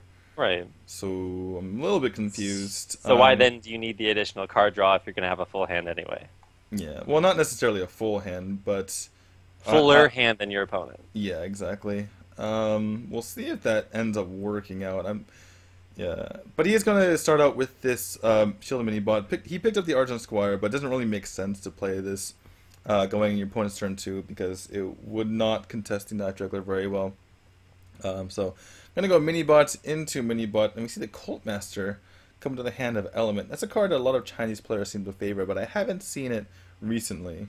Yeah, well, I haven't seen it also anywhere else in the world, just because it's kind of, once again, it's one of those, like, win more cards. However, if you are playing with a tempo game, theoretically, eventually, you're going to have a bunch of stuff on the field. But if you start losing, it kind of feels bad to just play unless you're going to get value off of it. 'Cause, like, 4-2 bodies don't really stick around very long. Yeah, it is something that was put in some mid-range paladins. I know I had it in my deck for a little bit, and it worked out. I was able to beat Firebat in a match for several $100 with Cult Master. But yeah, the reason why people don't play it very much anymore is because it's a little bit too slow, and there are usually better options. And as we can see right now, it's not really working out too well for him. On the side of NoTomorrow, we have the Mookless champion in hand, which is something that pretty much every Chinese player has seemed to be playing. Looks like it's part of their meta now. Maybe something that try on the ladder after this. Not directly after this, but yeah, I was gonna say we've got one more match to cast after this, but we do have to figure out who's gonna go there, and it certainly looks like a better start for NoTomorrow. He's gonna be able to get some crazy value off of just playing out his hand. He does have that Divine Favor in there too, which he's gonna get a ton of value off of when he plays it down next turn. However, next turn is most likely a Mookless champion coming out, even though he won't necessarily still be able to hero power to get the benefit. Yeah, you could go for that play, especially because it doesn't die to that Consecrate. Would did Equality Consecrate, though, and we saw from Element the turn before, kind of playing that Murloc Knight out, wanting the Shielded Minibot, or wanting both of the Minibots, excuse me, to trade into it so that he get good Consecrate value. But NoTomorrow instead goes for the Abusive Sergeant play, and now, as you can see from Element's side, getting that Magic and Fencing Coach on the field, but elects not to go for that dude because he accomplished what he wanted to accomplish. He got that shield, that annoying Divine Shield off. Right, now we're going to see so many minions start to come out on the board. He's going to get the Silverhand Recruit from the Hero Power, then he's going to get it again from the Inspire, and now I'm just trying to count because it's weird to think about like how many minions just get spawned there on the field. This is where if you were a warrior and you had a Warsong commander, you'd just be like, getting so much value off of that, off of the 1/1s coming down. But still a relatively easy board to clear with Consecrate. Yeah, Consecrate can clear most of this, unfortunately. Oh, he's going to actually blow the Equality, which I'm sure NoTomorrow isn't too sad to see, honestly. He did hold back that Leper Gnome the turn before. Now he has this Mookless champion, which could do a lot of work, potentially. Well, specifically on turn 7, theoretically, but he's still going to refill the board. And I guess if you want to just play the Owl out, you'll be able to... I guess Element cleared his hand of a lot more, so he won't get quite as much benefit as if he had played it last turn, but he's still going to draw a couple cards. Yeah, I mean, I wasn't really expecting this card. Ooh, double Mookless champion. Wow. That, I don't know. It's going to be hard to make that work. In any case, getting an Arcane Intellect out of your Divine Favor in this matchup kind of feels okay. So now that Murloc Knight's coming out, is he going to spawn? A simple blue Guild Warrior? No, that's the charging one. I'm forgetting the name of this. All I know is it grows every time you spawn a Murloc. In any case, Mookless Champion is going to hit the board, which means that this Murloc Knight's going to die, and Leper Gnome trading. Leper Gnome not feeling so icky today. Okay, well, I mean, he's still feeling like he's doing his job, you know. I feel like as a Leper Gnome, like, you're a gnome, right? So already nobody likes you. But you also have leprosy, so super nobody likes you. So if you get to hang out with one dude, it's going to kill him, but you also get the value of being able to kill more than one person, which I feel like is kind of your goal at that point in your existence. But most likely his existence is not going to last much longer, because if it does, this Mookless Champion is actually going to get a lot of value. Yeah, definitely. Definitely a priority to kill off this Mookless Champion, no matter what, whether it be the... Consecrate or the True Silver or trading into it. But back to Leper Gnome. I mean, I feel like he's taking enough grief. I mean, we even have the evil heckler calling people leper, or saying that people smell like a leper gnome. I mean, I don't know. Evil heckler doesn't feel good. I mean, every time he goes, "You smell like a leper gnome," cries. So. I just like that card itself is such a... I don't know. I've been waiting for something like that in Hearthstone for a very long time. Just something that I want my taunts to just be like super overpowered. Overpowered in their taunting, right? Well, I guess that's the point, right? They're 'Cause it's a they're taunt. taunts, so they taunt. I guess it makes sense. It's just a super effective taunt. It's not the regular taunt. It's made even more important or more effective by the grand tournament, where I guess people are taunting each other a lot more. I don't know. Yep. All right, so we have NoTomorrow kind of flooding the board here. He's playing the Ironbeak Owl, I think, under the guise that he just wants to, uh, get rid of the effectiveness of this Cult Master, but actually he just wants to get as much stuff on the board as possible for this Mookless champion. And I think he held off on the fencing coach because he didn't want to give it away to his opponent. Normally, if you play the fencing coach, you just spam out the dude as fast as possible. Or not normally, but in this case, you probably would because your opponent knows that your opponent knows that he's played Consecrate twice already. So why wouldn't you just get the dude out at this moment? So kind of a little mind games from NoTomorrow here, making it look like he's playing out that excuse me that Ironbeak Owl, or for the silence, but actually he just wants to get a big fat 3/2 on the board. Big, fat, and 3-2 in the same sentence. I don't know about that, but at least 3/2 he's developed. 3/2 feels pretty fat when you're taking it to the face and you have 12 health left. Yeah, I mean, I'm pretty sure everything feels pretty bad when you have 12 health left. But yeah, I mean, he's got a big board too, so can he leverage this into being in a good spot? Consecration says no, but we'll see how it works out with the Doctor Boom. Because let's see, can he kill the Doctor? Yeah, okay, so he can take it out.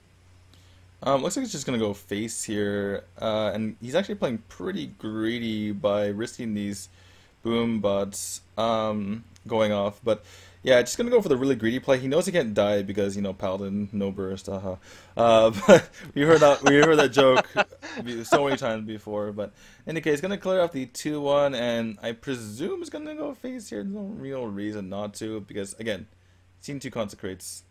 And yeah, everything going to face. Yep, and just 4 damage off there. Definitely wins next turn. I feel very confident in that. So I don't know if there are too many ways to survive. I mean, I guess you draw 2 cards off of Harrison. Yeah, and play something like a Sledge Belcher potentially. Right. That's really the only thing that he can hope for in this situation. Owl doesn't help. True Silver doesn't help. So. Looks like NoTomorrow's going to take this game too. Really nothing that Element can do. I don't think the best boom bots in the world are going to save him here. And I really like this because we played 2 mirror matches in a row. And God, those are the saddest boom bots you've ever seen. Jeez, man, that how you can tell when it's just not your day. And NoTomorrow's like, that's right, I am the king of RNG. Yeah, he's getting it back. He lost it for a little bit last series, but he's got it back, and so good boombot RNG, or bad boombot RNG for his opponent. And there we go, 2 up in this best of 5. Man, I just want to see Twitch chat when NoTomorrow goes to BlizzCon and just like out RNGs the entire field. And he's just like absolutely ecstatic about everything that's happening all the time. Yeah, exactly. That's going to be pretty sick. Alright, so you see a rogue going into the patron. And this is, assuming this is the normal oil rogue. This is a fairly even matchup. There are ways for both sides to navigate this. I typically like playing the patron side because I've played that side of the matchup more often. I've played Rogue a lot, but not this actual matchup because I played it before Grim Patron got more popular. But typically, what you're both, as we see the prep Dr. Boom on the side of Element, but typically the Rogue. I mean, the initial thoughts of people were that, oh, I mean, it's super Rogue favorite, obviously, because, I mean, the biggest thing about the Grim Patrons is the Grim Patrons, and you get them on the board, and the Rogue just Blade Flurries them and laughs. But there are ways to put a lot of pressure first on the Rogue, and obviously the Rogue has limited healing. Usually they only run 1 heal bot, if that.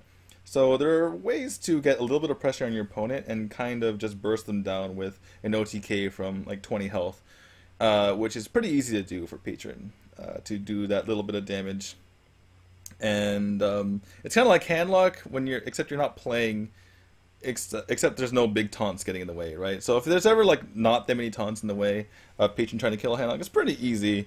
But the reason why it's not super one-sided for the patron is that Rogue can just kind of burst down the patron first. So that's where it kind of goes both ways. But in any case, some people like to say one side's definitely more favored than the other, but I think it's pretty even in my opinion.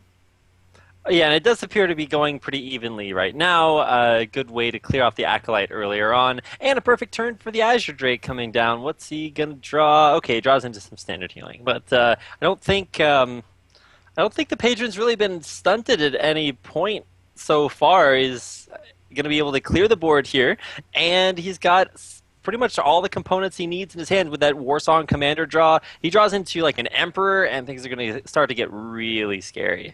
Yeah, right now NoTomorrow has all the good pieces in his hand. The only thing he doesn't have is more card draw, so that if he ever finds himself in a position where he doesn't want to be really over flooding the board, he might have to do something like Armor Pass. But like for instance, he doesn't want to be playing out his Ghoul or his Frothing because those are OTK pieces essentially. So like for instance, you might just see him execute this guy and or hit this guy and execute him, and then armor up and maybe play an Armor Smith and pass, which is not the most exciting turn. So that's the one problem about NoTomorrow's turn, because until you draw into that Emperor Thorson, you're not doing a whole lot if you can't draw cards.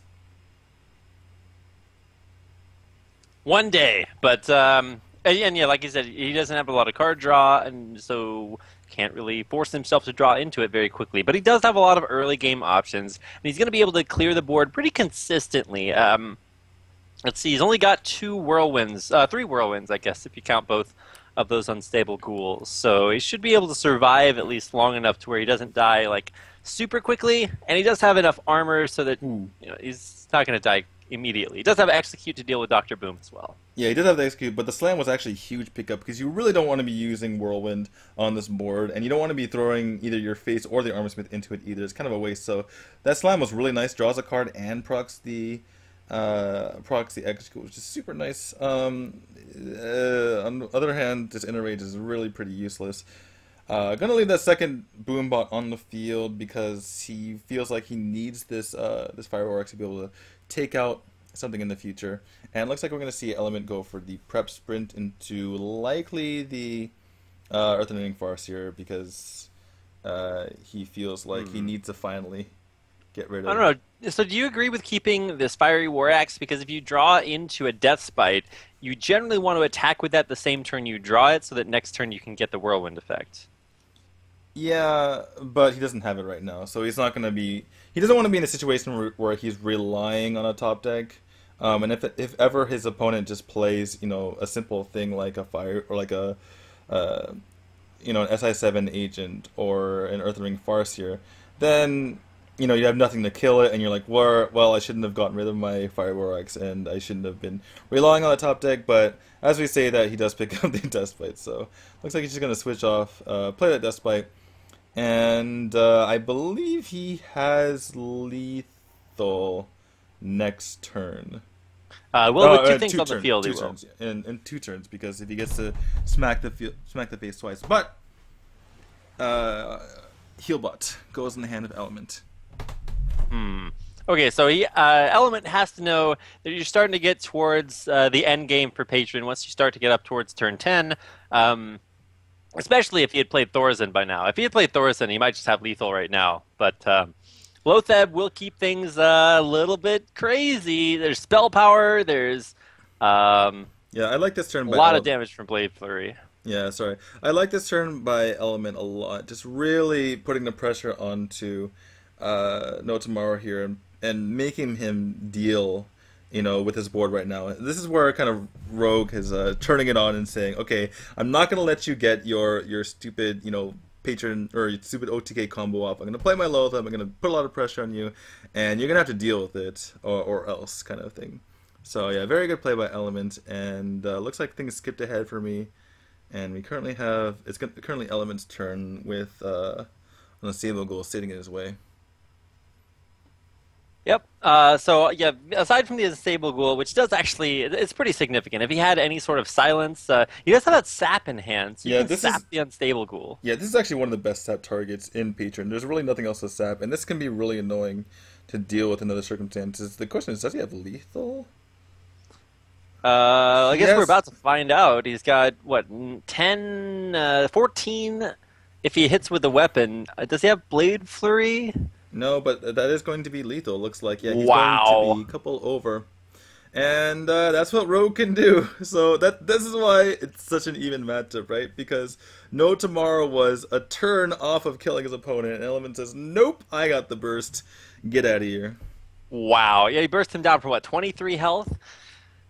Something crazy like that in one turn. That is that is pretty ridiculous. You can see he is No Tomorrow is visibly taken aback. He is sitting back in his chair, thinking to himself, he's like one turn away. He let himself get bursted, and actually really impressive to see a class like Rogue come out and do so well right now. Because now I think we're into the last, well, what could be the last match of the tournament, with 2 wins in a row there for No Tomorrow. Now he has to rely on Patron Warrior to bring it back. Yep, has to go with Patron Warrior, though he does have 2 favorite matchups, that being the Paladin and the Hunter coming out from Element. In particular, this matchup is really, really good for No Tomorrow, no matter what Hunter it is. Although Face Hunter probably gives Element the best chance. You can kind of burst on your opponent before he has a chance to respawn, but pretty good options in the hand of No Tomorrow right now, so I think he will be okay as it stands. Okay, but let's go ahead and talk about opening hands. I guess it's not too terrible for Element. He's going to be able to have turn 2 plays, but Armor Smith, definitely a good way to go. And he's going to have the Cruel Taskmaster immediately following, so what's not to love? Yep, is able to kind of wipe out this board. Um, well, he doesn't go for the Inner Rage. He does have the Grim Patron, or he has a Despite Grim Patron Inner Rage combo in hand, so he's going to go for that, trying to lock out the game that way. A lot of times if you just put 2 patrons on the board, the Hunter deals with it, and you're like, well, and if you start running out of draws at that point, it could be an issue. So I'm going to go for the tried and true play of get 4 patrons on the board, and my opponent can't deal with it because they're not a class that can deal with it. And I can respect that. And probably gonna see the Despite over the No Mission Venture here because that is what he's been saving for this entire time. Yep, gonna do it. And are we gonna see attack face first before the attack with the Despite? Because he doesn't. I don't imagine he wants to be giving his opponent an extra charge of Eagle Horn Bow right now. Yeah, probably not. But I mean, if you don't clear it up this turn, you're going to have to deal with it next turn. So do you put yourself in a position where you can deal with it or not? Because it would probably be an explosive trap if he gets a trap off of the Mad Scientist. So you could at least proc the explosive trap by hitting your opponent in the face. And plus explosive trap, also a whirlwind effect that helps you propagate your patrons. Yep. Well, I mean, the explosive trap doesn't really help too much because they get all your patrons down to 1 health, and the ones that spawn, it's like you're just spawning the same amount of patrons anyway. But Element's gonna throw away his bow here, and I'm not really sure I like the play. He does have not many other options in his hand at the moment, so he's just gonna go for the maximum amount of damage here. Oh, he attacked before he played the Glaive Bazooka, so that's actually a pretty big mistake there. Yeah, I'm not sure. I'm trying to think if there's any reason that would be a good thing to do. I think he said But it no, was. that's I think he emoted that was a mistake. But in any right. case, I would have liked to see him sack off the Mad Scientist and keep the bow for this exact situation where he gets more charges, assuming that his opponent was going for a play like this. It was coming up on turn 5. In any case, Element is going to go ahead and silence and then quick shot, which, I mean, yeah, it's a little bit annoying for No Tomorrow, but he has the bigger board anyway, and he's not taking that damage to the face, so I feel like he's kind of okay with that. Yeah, and to be fair, this explosive trap is actually a lot better than I thought it was going to be. Usually, it's pretty bad because it propagates patrons. Now, it clears the board, so Yeah, it can be pretty good, but oh wow, that battle rage is actually perfect. If not, even if he draws nothing good here, it can set him up for future turns, and it works out perfectly with a mana because he can stick that unstable goal right in front and allow that 3/2 patron to propagate. I was just doing a quick refresh because it sounded like you were pretty far ahead of me. Oh, sorry about that. Yeah, it's now just Element's turn. Um, and yeah, he drew the battle rage right when I said that. So anyway, on the side of Element, looks like he's gonna have to use a kill command onto that 3/2, or at least that's what he's pointing at right now. Weird that there's a highlight onto the. Okay, maybe just Hearthstone's being strange right now. Just random things are being highlighted.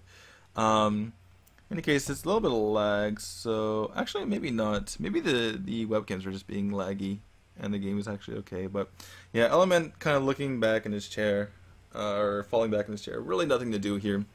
You don't want to be kill commanding a patron when your opponent's still at 19, and that's really the only burst in your hand. Right. And this is a facier version of the the hunter. So the in faciest general, of face hunters. well, I think the faciest includes things like Leroy and. No, Leroy's too expensive. You want to cap it out at 3. That's Leroy's not face enough. Yeah, because if you cap it at 3, you can play 2 minions for the same cost. So I don't know, maybe even more. Well, we're going to see both death rattles come down, so even if these do die, they're still going to get value. And there is still that explosive trap, and I'm pretty sure that NoTomorrow knows that it's explosive trap, so it shouldn't be too big of a surprise. Yeah, I was surprised Element actually even considered playing or considered killing up the 3/2, because what can NoTomorrow really do here? If he attacks in the face with anything, the guy just dies before it propagates, and he needs to set off his own, unstable goal in order to make anything happen. So I don't think there's really anything to think about. I guess we see the whirlwind coming out of NoTomorrow now. It's a little bit risky. It's gonna make a few patrons here. What's he gonna be left with? It's gonna be left with a 3/1 that can't do anything, and a 3/2 and a 3/3, which is okay. But he's gotten rid of his taunt. Oh, and then okay, it skipped ahead for me. So now he's left with a 3/1 and a 3/3, which would have. It's kind of similar to what he would have been left with anyway. I think that's a bit of a mistake on NoTomorrow's part, honestly, because he never needed to actually get rid of his unstable ghoul. Well, I guess it would have been okay. I don't know. The whole point is I don't really understand this play, because now he's putting himself in a lot of in harm's way, essentially. Well, yeah, and I don't know. Do you think that's too much of a risk to take? I mean, for NoTomorrow, he doesn't have a Warsong Commander, but I mean, it's coming pretty soon. Although he's down to 11 HP, so it's like, how soon is soon enough? Yeah, I mean, I still think he's gonna win, but there's a chance for Element to maybe make something happen. If he draws into, a quick shot or something to maybe get the ball rolling. And NoTomorrow's going to kind of just risk it and get down to 9 health, get back to 11 with the armor up. And I guess what he's trying to do here is just trying to threaten lethal this next coming turn, and so therefore is limiting the amount of draws that Element can have. But I think he's kind of botched this a bit, in my opinion. How so? Just kind of unnecessarily putting himself into a position to get bursted down by Element, because that unstable goal is one of the most annoying things in the Hunter arsenal, and he didn't have a way to deal with it. He didn't have that Ironbeak Owl, because NoTomorrow already saw it, and this is going to be lethal. 8, 10. Looks like he's 1 damage off. Or am I wrong? 3, 6, 7, 8, 9, 10. Yeah, he's 1 damage off lethal. So yeah, NoTomorrow actually almost dying there. If this were an Arcane Golem, Element would have had lethal there. So yeah, I definitely think that just being a little bit more patient and waiting till, because he could have easily had lethal at any point of the game, right? Just wait for the Warsong Commander, and that would have been fine. But in the end, it's going to work out for NoTomorrow. One small blunder is not going to cost him the game. It came close, but it's going to be a-okay, and he is going to move on to the finals with a 3-1 over Element. All right, so Element coming in from the upper bracket, or from the open bracket, rather. Actually pretty impressive, making it all the way to the semifinals, so winning his first matchup and making it here, and not having a bad showing by any means. Definitely very smart, but NoTomorrow, there's a reason that he's representing China at the Hearthstone World Championships. So really impressive win by him, and that means that he is going to advance to take on Kimmy from Big 3 here in our last best of 5 of the night. Yep, I'm pretty excited about that. I think that both players are definitely pretty strong. So whoever moves on to the eventual Celestial Invitational will be a good representative. And yeah, definitely looking forward to this upcoming best of 5, after this break.